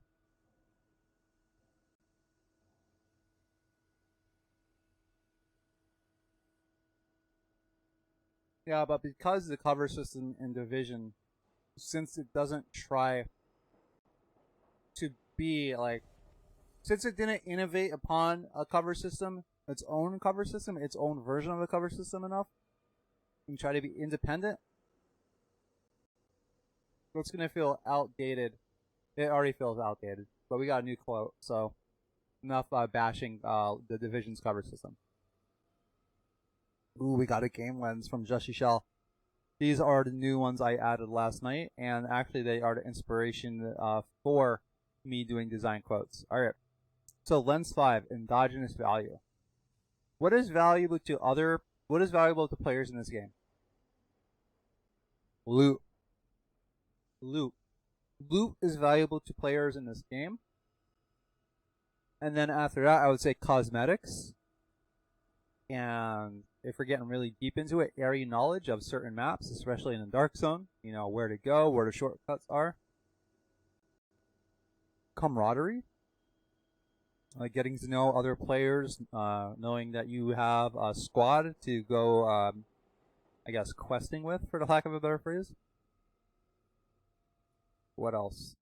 So loot, cosmetics, area knowledge, camaraderie. A sense of accomplishment, since it's such a grind sometimes. But that could be said about any game. from Pong to chess to the Division to Warframe to Magic, so that's not really, that's too generic really. But yeah, off the top of my head, that's what I think is valuable to players in this game. At least that's what's valuable to me. And also, I could say like, you know, feeling that their money was well spent, but that's for every game. Even free-to-play games, even if you don't spend any money, you're spending time. So when you get into that kind of a weedy territory, it becomes like, you know, it's not a false equivalence, but time equals money, money equals time. It's costing you something. Money is replaceable, time is not. So really depends on the value of the person. The values of the person.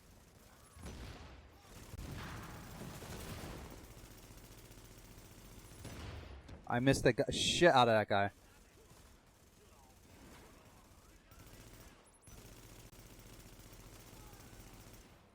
Alright, got his ass. Alright, how can it be made more valuable? As far as cosmetics, loot,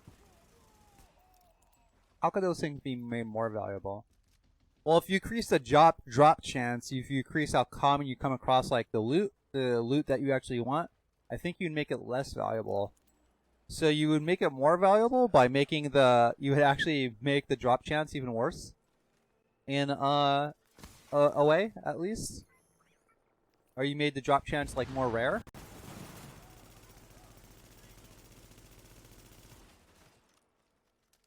I mean, we're kind of going off like a basic supply and demand principle, right? The more people want it and the less of it is available, the more value can be ascribed to it.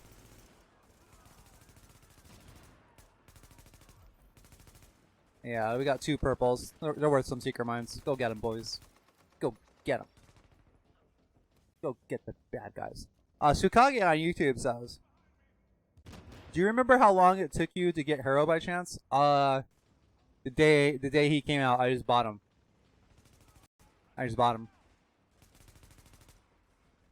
Or did I actually farm him?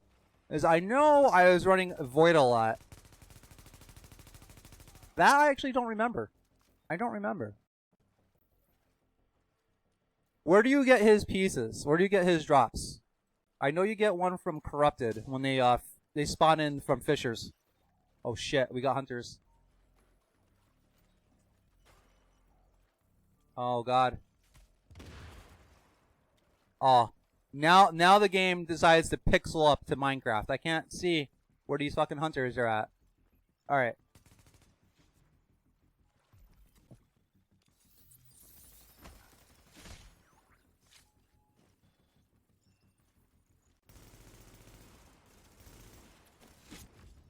Oh shit! There's a hunter this close to us?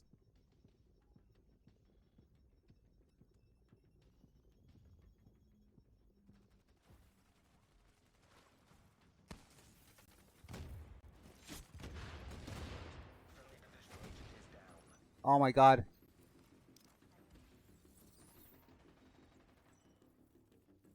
Can I use my recovery link this far away? That's the question.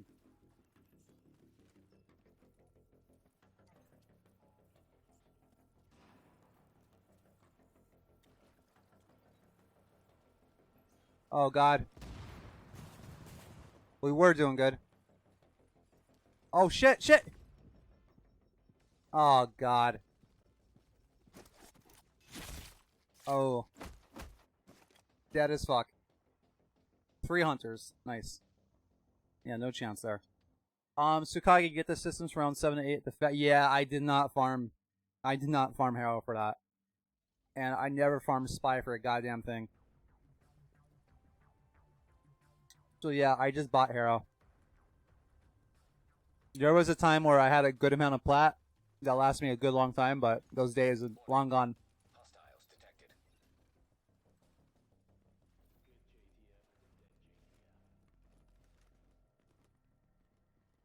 I can't even entirely blame myself for that. Like, as soon as those hunters came about, the screen started to pixel up like really bad. It was hard for me to even see where the hell I was going.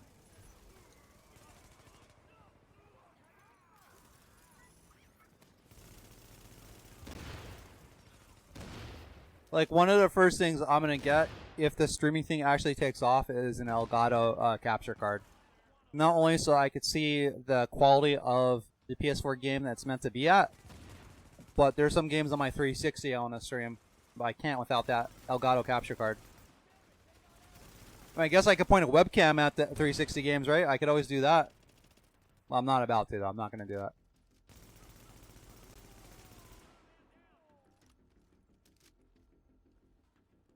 Oh, now my signature skull comes back. Great.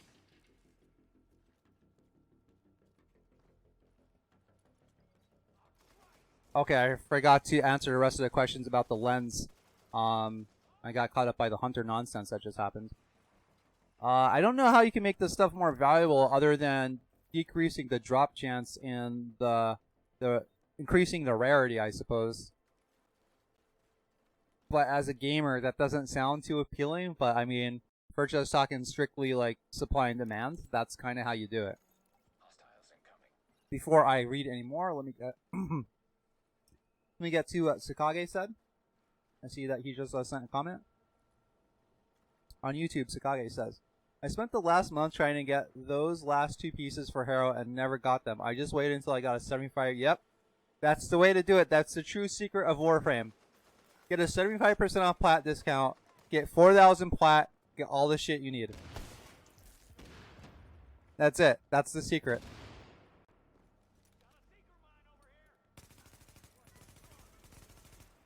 I didn't spend any money in Warframe until I got that. Once I got that, I was like, it's like the doors of Valhalla opened up to me. For those really insane grinds, like for Equinox and stuff, that's what I suggest doing.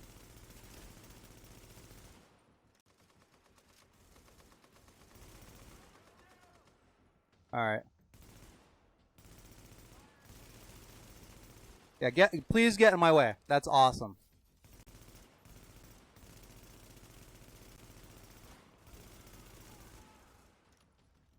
I should actually stop firing at that guy. I'll let him die. So he learns a lesson. We all got killed by hunters, but the hunters are no joke, so... Alright,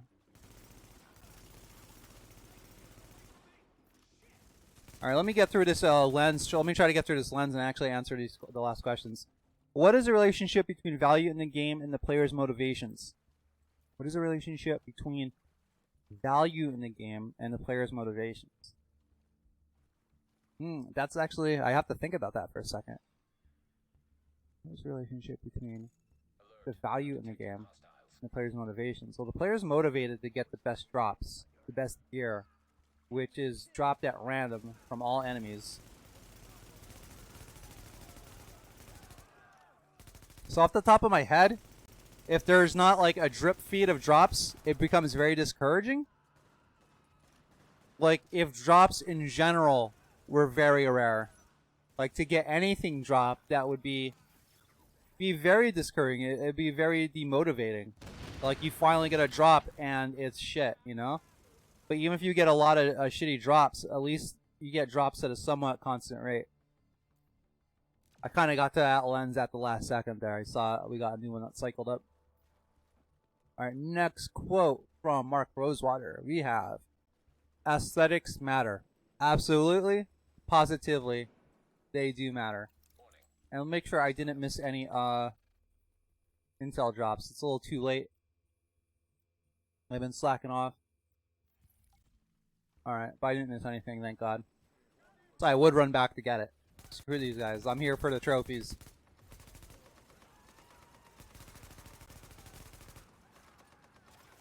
If it wasn't for Warframe's aesthetics, I would have never have started playing it. But it's the aesthetics that drew me in.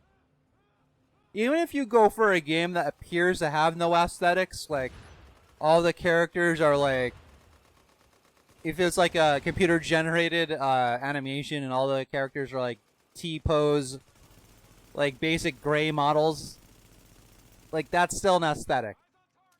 Having no aesthetic is still an aesthetic. It's just a matter of what aesthetic are you going to choose to represent your product or game.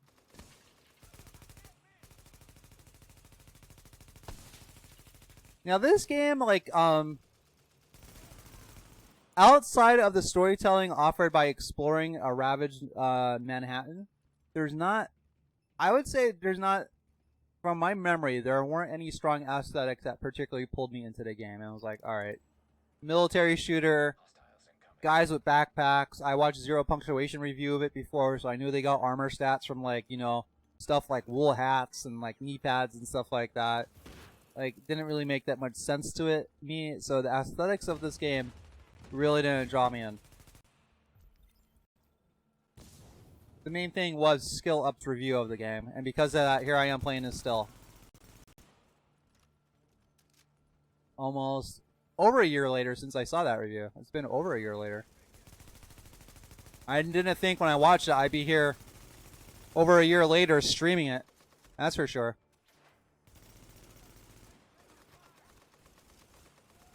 Alright, let's get these secret mines going.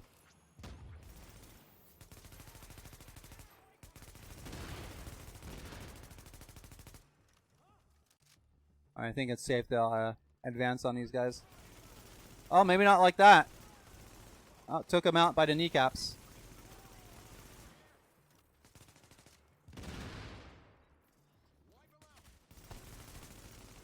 Yeah, wipe him out, exactly. Just like you got wiped out. Alright, Tsukage said something about water. That's all I saw. Let me get to that. Since Children drops from the Exploder Orb, do you think the Wisp will drop from the orb chilling out in the water? I'm not really sure. I'm not really sure. Man, I wish I had some cash on hand for the last 75% discount. I could save myself all the Wisp farming, all the fucking Children farming I have to do. I mean, if I could sell some stuff I have to just buy them. But since I'm at a point in the game where I don't have that much to do, I might as well farm her. I can even make like Warframe videos, like Children Farming Part 1 or whatever.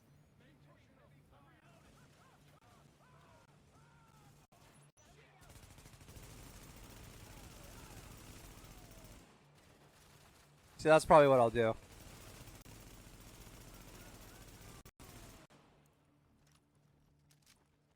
Do you know when Wisp is supposed to be released? I'm actually eager to play her. She looks pretty awesome. Looks pretty interesting. I really want to explore her kit.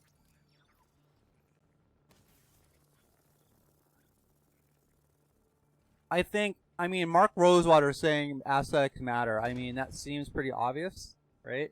But you got to remember, not everyone is artistically inclined, especially when you have like a hardcore programmer. They tend not to be the most artistically inclined. But you know, they have other strengths than, you know, designers and artists do. So stating it, even though it's obvious, it needs to be stated. It's just a matter of knowing what your game is about, what the core loop is, and matching the aesthetics that most represent that core loop. I think that's crucial, right? You could have a cover-based shooter, tactical fantasy based in the universe of like Cooking Mama, but is that the best route to go? I guess it depends what you're trying to go for, you know? Alright, I guess I'm going towards the yellow diamond. I'm following them around like a chicken with my head cut off. Let me go to this where the yellow diamond is. That's where I gotta go. I'm leaning the blind there for a second. Now, I was just thinking, we got fucking smashed by those hunters, man. Raped. I think I'm just gonna buy Wisp since I'm not able to do the orb fights yet. Why is that? Why can't you do the orb fights yet? I don't know when she'll be released. Yeah, me neither. Soon, I would say. Probably within the next month.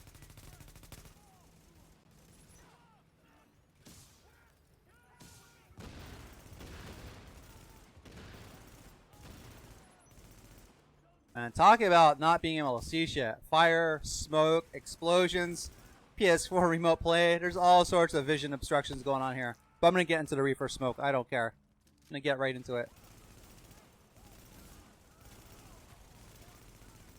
Alright, dude. You really have to go right into my line of sight there. Like, holy shit, dude.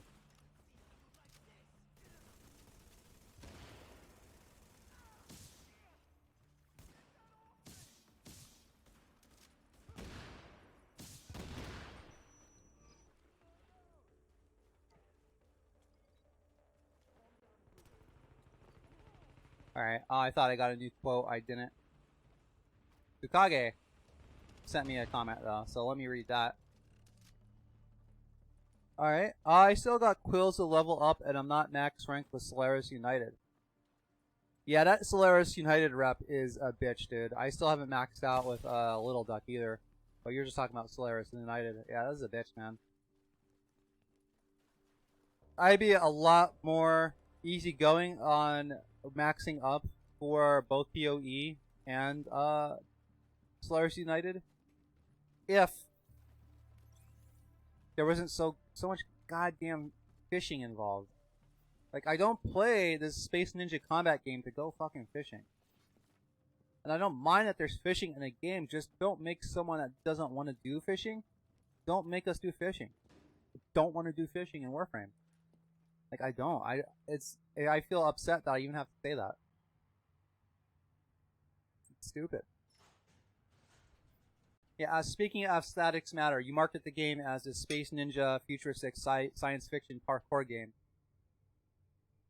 Yeah, if you want to progress on these awesome new open worlds, you have to go fucking fishing. Aesthetics do not match up with that. Don't even get me started. I get so pissed off thinking about it.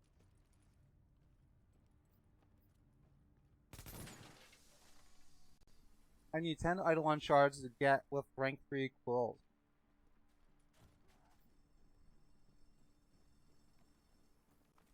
I was gonna say, if you played on PC, I could get those for you. We could farm those together, no fucking problem, but... Warning. Hostiles detected. Such is not the case. Jamming device active.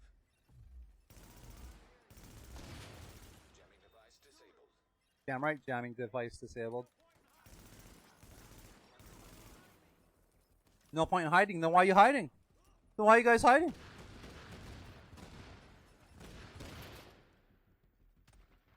Oh yeah, let's run between the stairs, that's great. Out of all the areas for him not to block off, they didn't block that off, alright. I'm getting salty. I'm getting salty. Listen to me, what a mouth I got.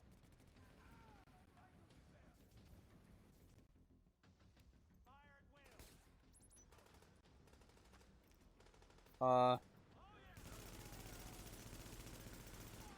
don't know what that guy's plan was, but I'm glad he didn't, like, just blast me like I thought he was. Like he should have.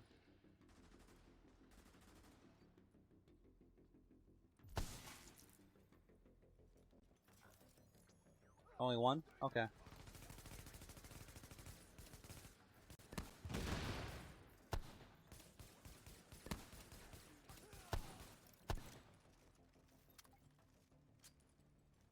Activate the generator? Okay, sure.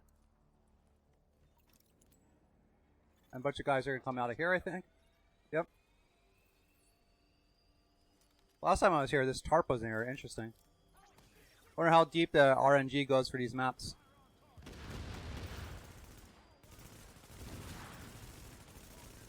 Alright, not doing too good. Let me take some cover here.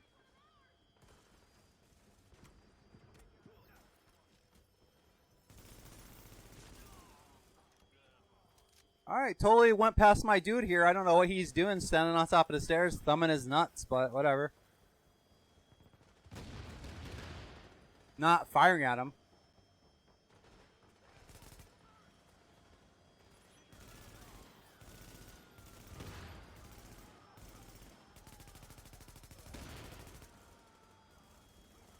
Alright, he's got him. He's got him.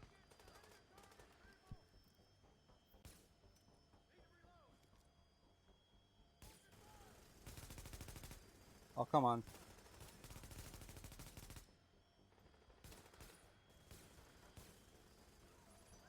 Hostiles incoming. Warning. An agent on your team requires aid immediately. Well, good thing he was right down there where they're all coming out. Tactical genius, this guy.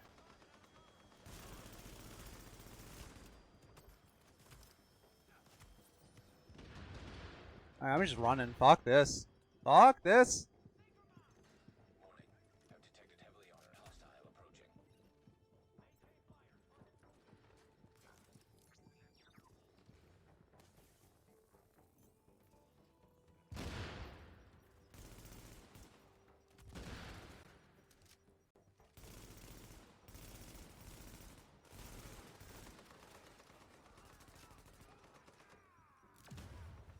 Alright. Countdown's almost over. Okay, that's good. That's good to know. So we made it. Oh, we still got to defend the generator, though. Might be in trouble. Let's see if I could take out this marksman, though. Gets an exploding bullet shot into his head, but he just remains stone cold still. That's fine. You remain there. I'll keep shooting you. That's okay. I'll take it. I'll take the victory. Alright, they moved. He moved. Can't say I'm upset. Seems reasonable. If I kept getting shot in the head with exploding bullets, I'd probably move too.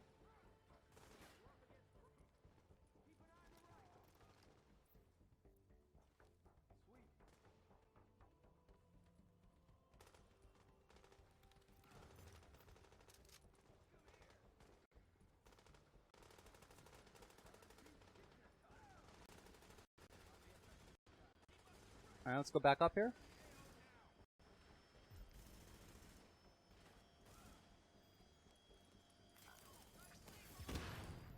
Oh shit, what the hell happened there? What happened there?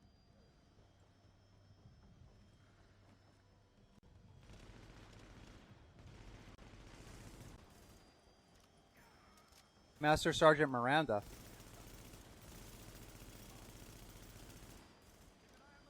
Jesus. Holy hit points. You see this guy?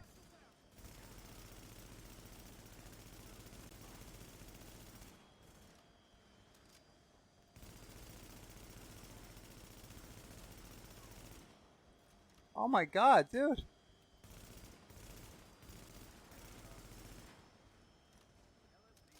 I want this guy to be mine. I put in the work. My kill. Give me your classified drops. Or not. Give me nothing, I suppose. Oh, you give me a bunch of fucking nothing. Damn it.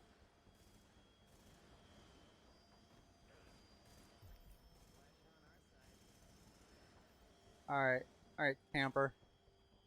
Alright, like, if I was playing PUBG. Looks like everything those LMB mooks were after is back online and functional. I appreciate you keeping it in one piece. Yeah, you're welcome. Go to elevator. Alright, where's the yellow diamond? Did I miss any intel drops? I don't think I did.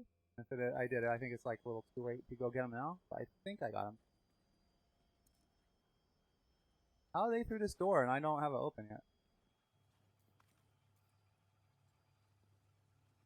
Alright, let's go through. Go to here.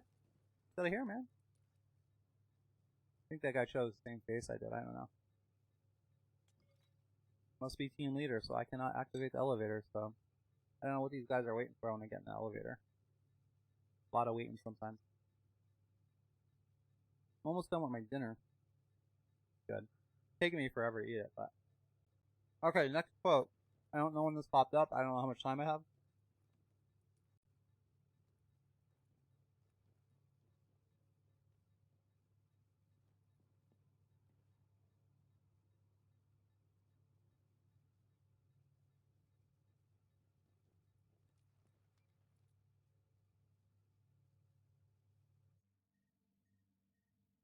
We must design our machines on the assumption that people will make errors. Abso-fucking-lutely.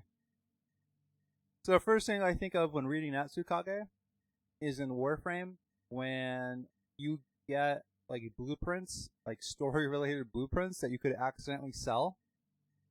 If they're that vital for like actual game progression, you have to assume someone, whether they're some dumbass or it's actually just an accident or maybe even a glitch, you should not be able to sell those things because someone is going to make a mistake for whatever reason to sell them, and all that's going to result in is a fucking customer support ticket.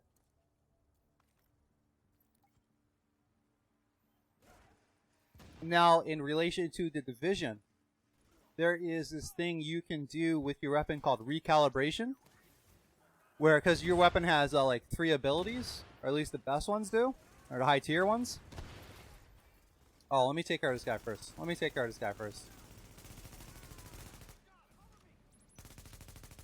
However, once you recalibrate a weapon, once you put a new ability on it, So your weapon has 3 abilities, right? You get to pick one ability and re-roll it. However, once you re-roll it, you cannot re-roll any other ability other than the one you just re-rolled. All the other 2 abilities are locked. I did not know that when I re-rolled the ability that I have now, on this weapon I have now. I had no idea. So after I saw the lock icons, it would have really been nice if there was like an undo button. You know what I mean? So I had no idea. I probably would have made a different choice. I would have probably taken a different course of action if I had known that. So in game design, at least, if you have the resources to do so, if a player is going to make a decision that's going to permanently affect like their gear or their narrative or whatever, they should have some kind of choice to go back, some kind of way to go back, or be informed that what they're about to do cannot be undone. I did not know that, and that sucked. It's not like I'm swimming in all this elite gear for the division, right? I'm lucky I even got this weapon. Alert. Hostiles detected.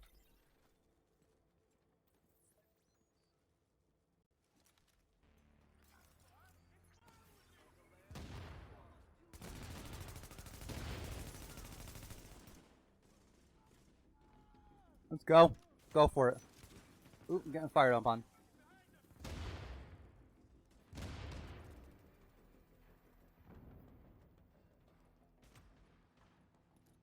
Oh, this guy with the bat.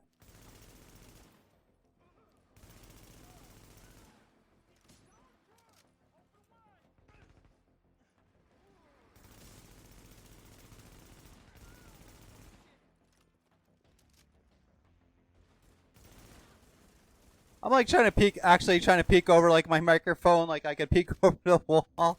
Hey man, whatever gets you into the game, I suppose, right?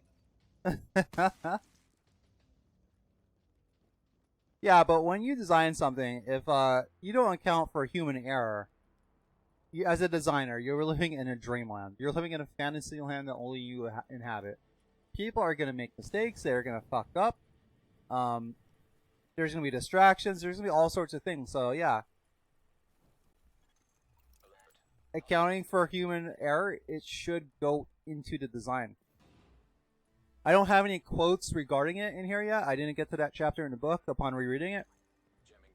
But there's a design principle called constraints, where you put things in a design that prevent a player or user from doing something to prevent them from making errors to begin with. I thought that was a fucking Hunter for a second. Like crap.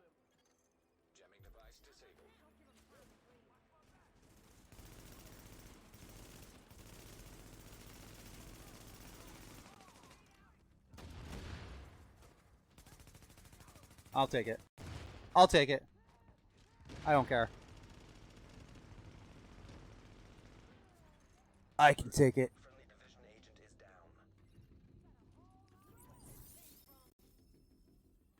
Yeah, I guess every other time that was other players using their recovery link. Really trying to understand why the hell that kept going off. Now I get it.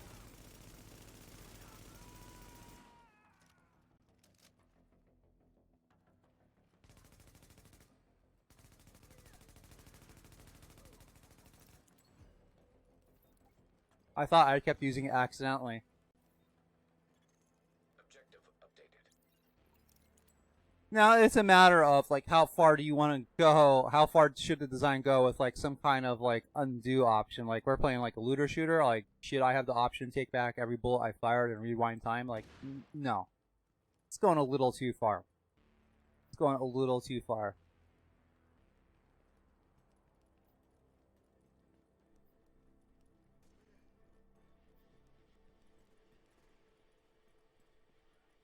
Woo.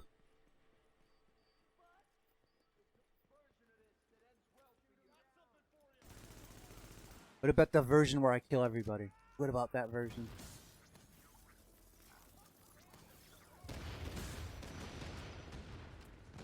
I don't know what just happened there, but it was chaos. I think they went up here and then they jumped down after me. Like their AI was too committed to running up the stairs to turn back, I guess.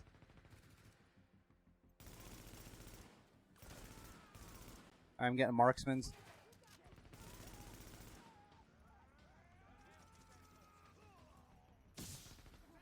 Alright, just reefer smoke. I could deal with that. This stuff is just too sticky, icky, too strong. This weed is too strong. It is too potent. Can't breathe. I can't hold it in anymore.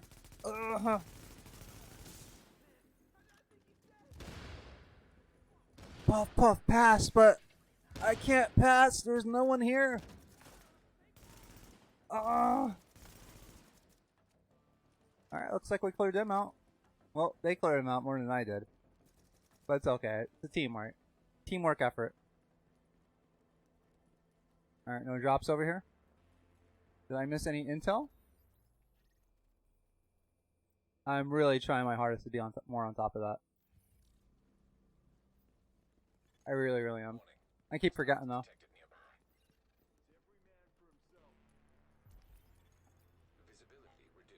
Especially when you loudly announce it to anyone that may be coming by, as like division agents, for example. I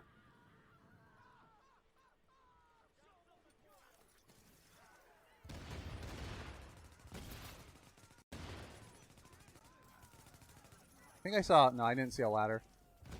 Does this go upstairs though? Nope. This just has a nice little cover cubbyhole. I'm gonna see if I can get a better vantage point here. Alright, I see some stairs, so that's good.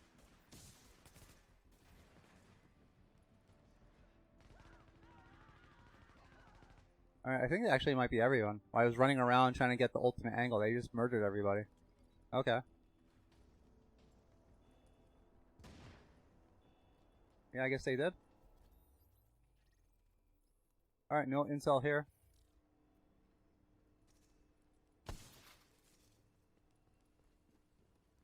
Looks like I was going the wrong way the whole time. Okay.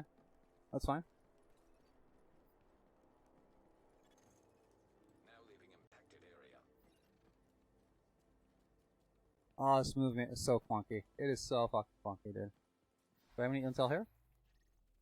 Yeah, I was gonna say, this looks like an area that would have, oh no, I actually gotta repel down. That's where I get it. That's close.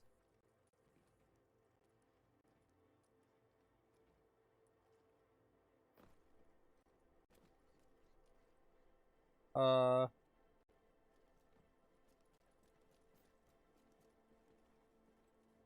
I miss the intel? I hope not. Hostiles detected. Well, that was some RNG shit right there. Being a New Yorker, of course I heard rumors about things being a little bit fishy down here. Yeah, I guess so. It's a big city. Anything can happen here, they say. It's New York, city of dreams. And nightmares. And nightmares. And that's true underneath it, too. You got your giant rats. Okay, I can vouch for the fact that's true. And you got your mole people. I don't know about that one. And then you got your gators. They say people flush the little ones and they get sick of having them as pets. Okay. And they get Okay. bigger, and they don't die. They just grow. I used to think that was bunk, pure bunk. But that dream I had.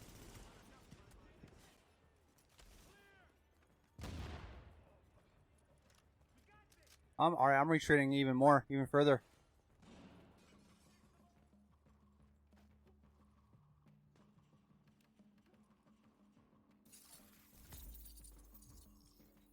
Alright, now I know I could use that at range like that. That's pretty useful.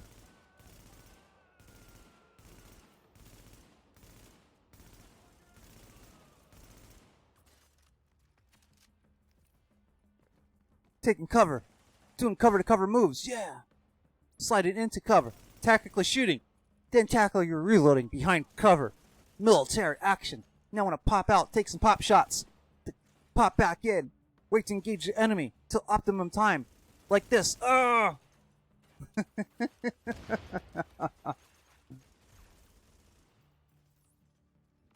The glass isn't broken yet? Okay. Whatever. Whatever. Alright, everyone's still alive. I don't know where this other guy's at.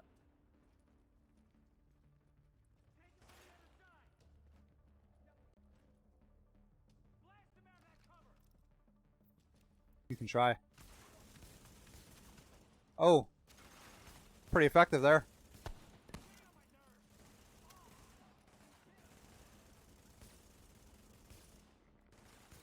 Did I like shoot the lens out of her fucking sniper rifle? What's going on here? I don't know if I'm shooting a fucking light. Oh, okay.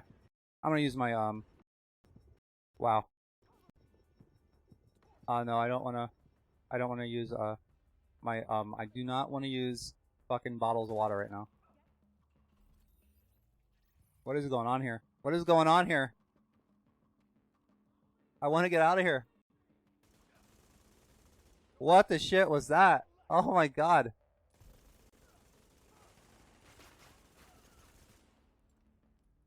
I see you over here camping. It's alright.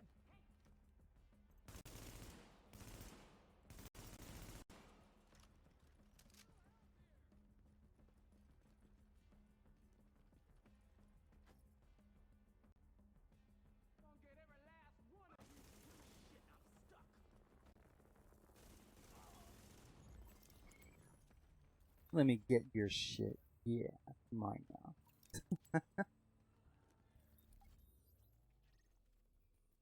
I just got an intel piece, so I shouldn't have to worry so much. Keep checking. I don't need to.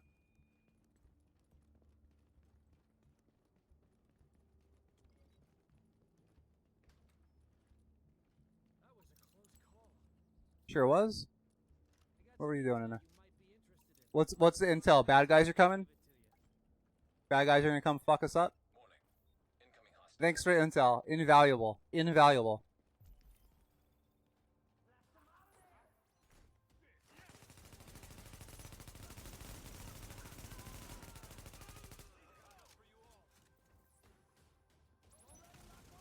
Oh shit.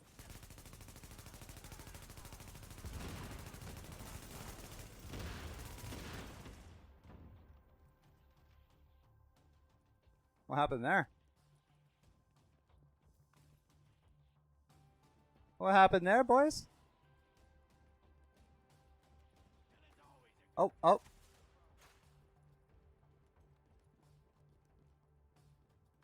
This game needs a crouch button. It needs a fucking quick turn button. It needs, like Warframe, it needs, please stop running into this object button.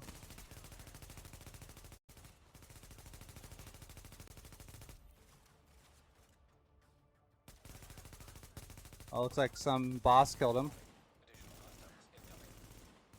Oh, great. Where are they coming from? Above, though? Yep, nope, they're coming from above. Okay.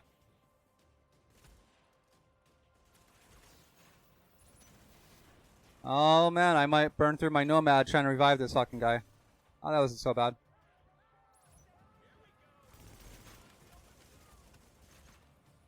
I guess I can't take cover behind that?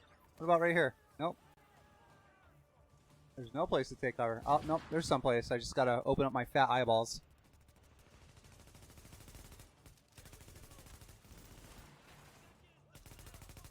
Actually, over here is not so bad.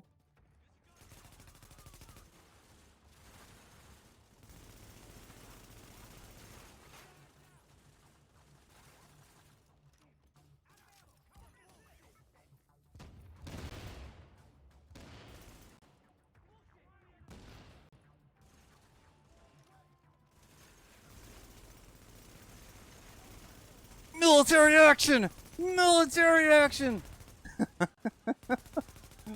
Oh, man. Tactical. Tactical.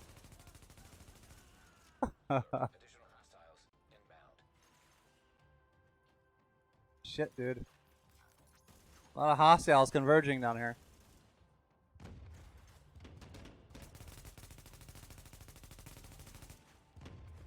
Whew.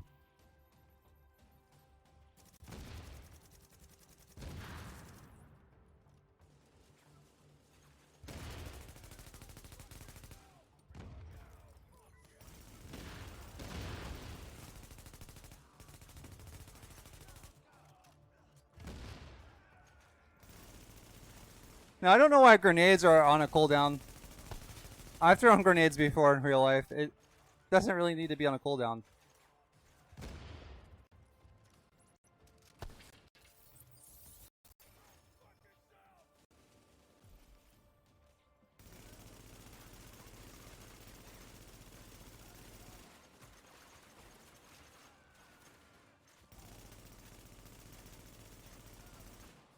There's that incredible aim again.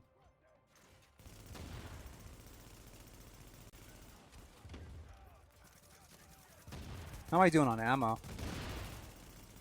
Can't see because of our directive, I think.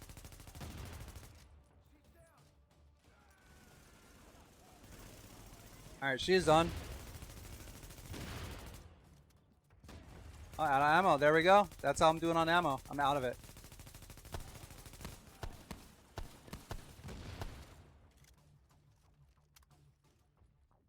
My ammo, it switched sides. What's going on there? Did I somehow switch it?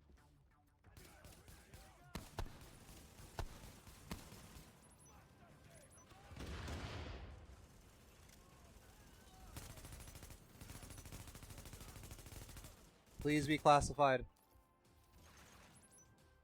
Please be classified.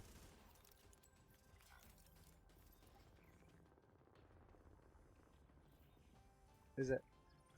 Nope. Not classified. God damn it, man. Thanks to you, we're gonna be a lot better prepared the next time the Rikers try something. 2 out of 3. Okay. It's gonna make all the difference. Load this. Alright, does not need reloading. Okay, that's good.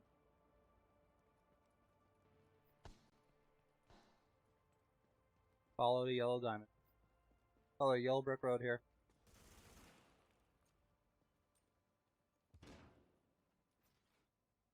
Maybe not. Oh yeah, here we go. M249 Bravo. I actually remember cleaning those and putting them together and taking them apart. Interesting weapon.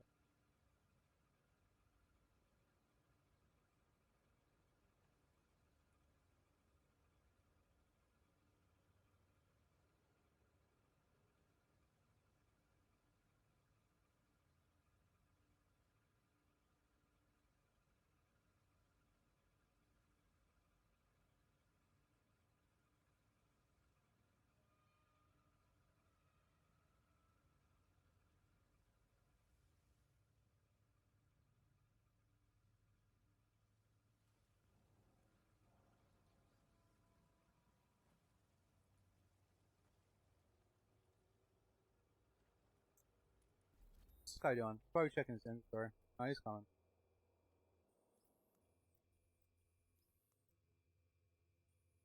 Doesn't look like I missed any intel, so that's good, I guess.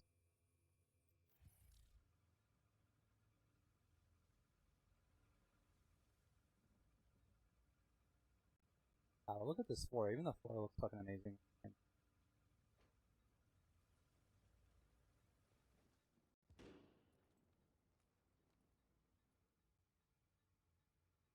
What are these guys doing? Like, team leader, hit the fucking button. Like, what are you doing with your pink ass gun? Hit the button. Like, come on. Looking in the corner. And it's not like it's his first time realizing this either. Like, what is he doing?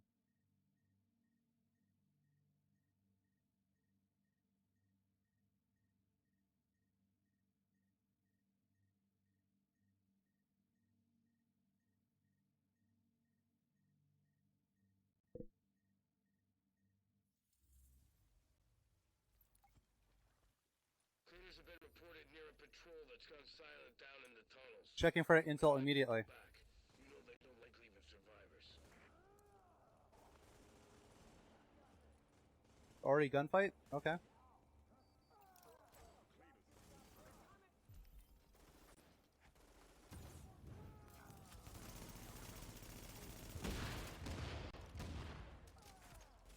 Okay. Not working out for me there. Not working out.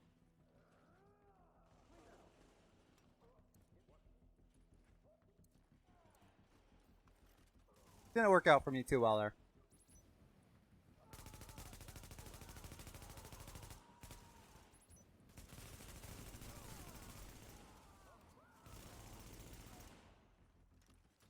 Tsukage on YouTube says, I'm gonna go now. Have a great rest of the night. Hey, you too, buddy. You too, man.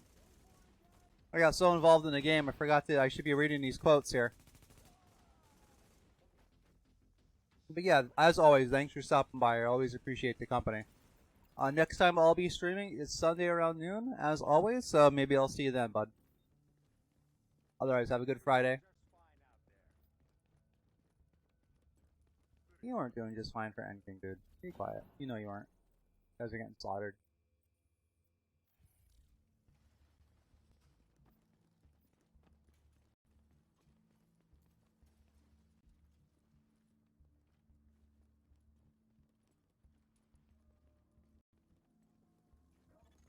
Alarm detected. Alert. Hostiles detected.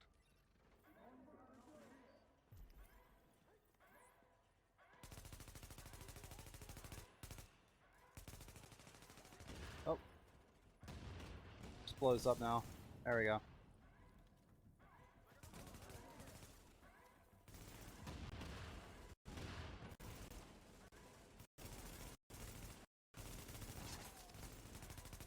think it's actually a while since I killed anyone.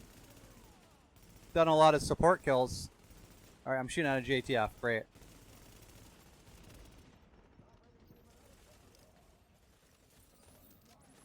I guess I was just taking too much gunfire there. Damn.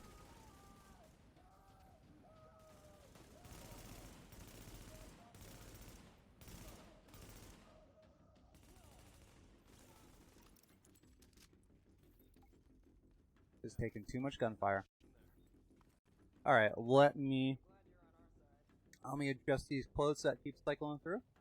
In design, signifiers are more important than affordances for to communicate how to use design. Now, as a little briefer for anyone that may not know, affordances are the possible relationships that you can have with the products. In this case, the division. So what are some affordances in the division?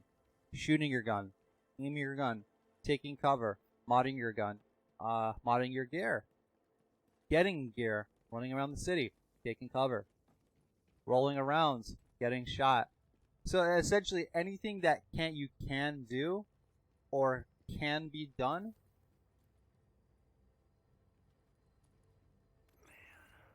is an affordance. Something's happened that's never happened to me before. Let me listen to this guy though. I woke up in the middle of the night because I was hungry.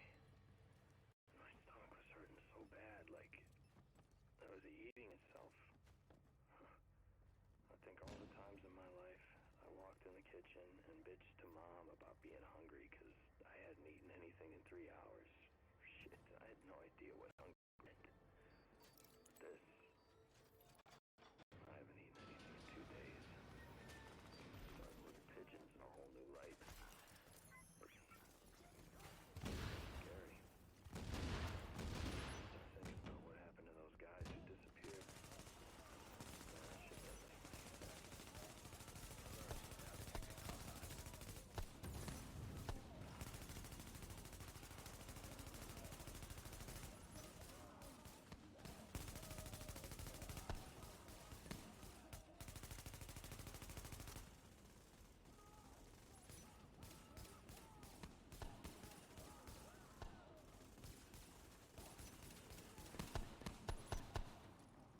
Go historian.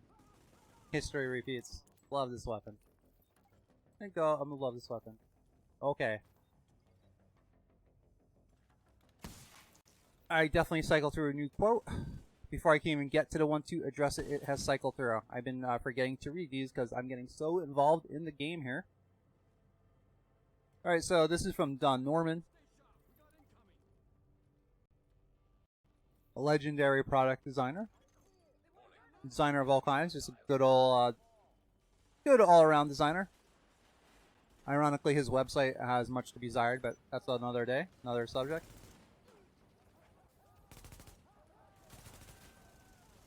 So he is talking about when him and his group were called on to examine the interface at the 3 Mile Islands incident. I don't need to read it verbatim because I've read this enough to know what it means. Or remember what it means, and he said that failure was inevitable. Meaning that whoever designed the interface did a fucking awful job at doing so. An awful, terrible job. Which is pretty shitty considering that they were tasked with designing the interface for a nuclear power plant. That's pretty important, right? You would think it's pretty important that you get the design of such a crucial system right. So the reason I decided to put this in the stream, and I selected it as a quote, is because design doesn't just pertain to like artsy things. Just because like the government does it, or it's a utility or public service, that doesn't mean the design stops, right? Even if it is meant to have no aesthetics, it's just to be pure function, the discoverability, the ease of access of that design, it needs to sing through the entire function of that device, of that product. It has to. Because in cases like 3 Mile Island, then you have fucking people dying. You have lives getting ruined. Like, it's safe to say that the effects of that are probably still being felt. Both spiritually, figuratively. And depending who got affected, like, it might, like, be a physical thing. And all that, I'm not saying it could be completely avoided if the design of the interface was actually what it was supposed to be. But, god damn it, it would have made a good effort, it would have made a good strive at preventing it to begin with. Because, and the thing is, like, I used to think, like, design only pertained to, like, artsy stuff, you know? But no, it's anything, design pertains to anything that is artificial. That is created, that is artificially created with some kind of intent, alright? You could be peeing in the snow, and that could be a design, right? Oh, JTF, get out of here. Oh my god, these JTF are so annoying.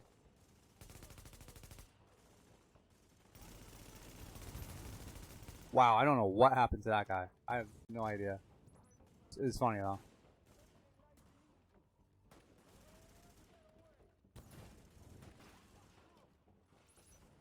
Since these guys are a little bit tankier, it might be worthwhile for me to switch to my flame grenade.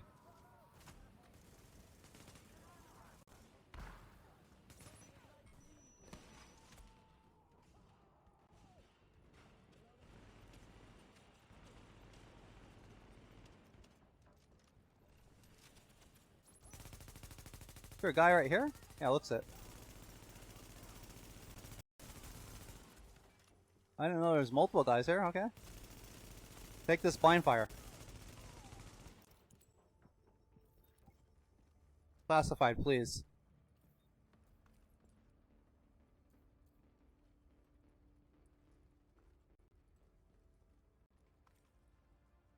I should ask them if they got any classified nomads.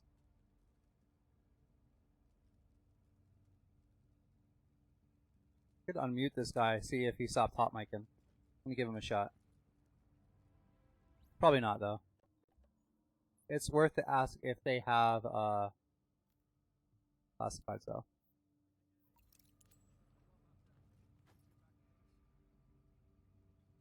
Thanks for getting my people out.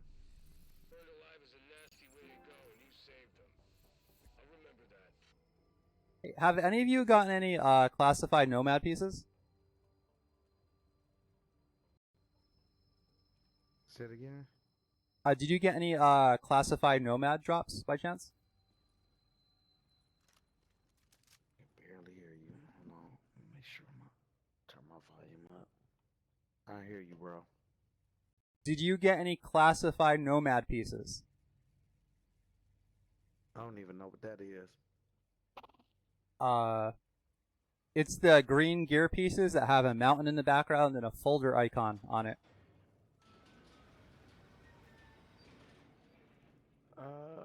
No, I don't think so. You said green ones? Yeah, green ones. Nah. Okay, thanks. When I say the green, I typically don't even like look for those. I gotcha. I don't look for the green ones or that blue stuff.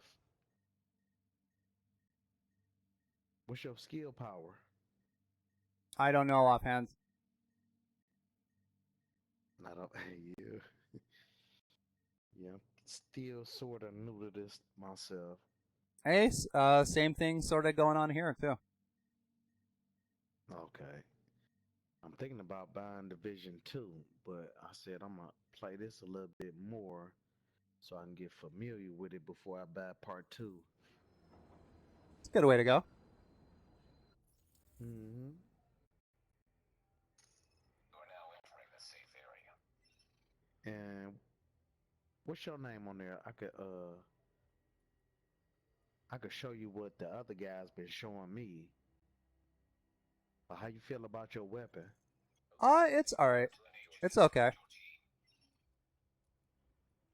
I could, I could, Alrighty, I could do, I could do with something better, but it's serving me for now. I'm mostly in the underground to get the trophies.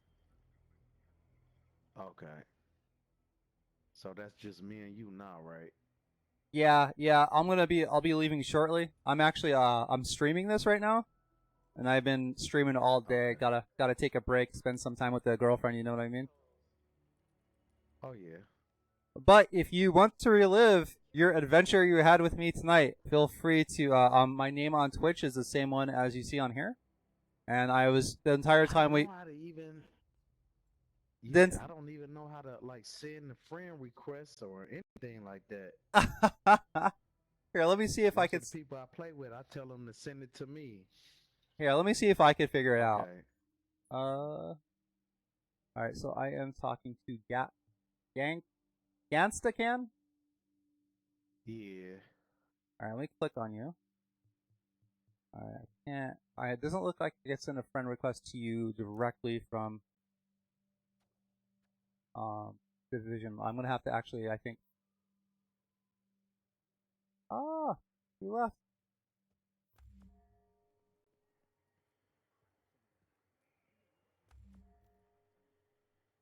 Well, I guess that. I guess that's that.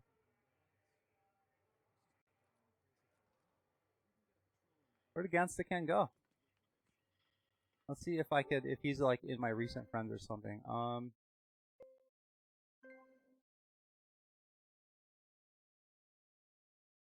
I just hit the PlayStation button and yeah, players met the Ganstacan.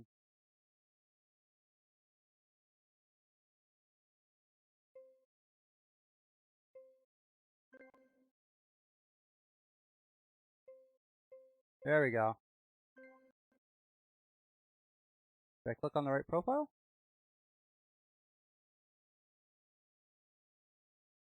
Reaper, no, this is not the one I wanted. This is not the Ganstacan. There we go.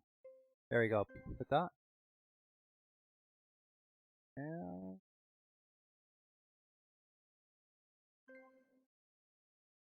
alright, so I sent it. There we go.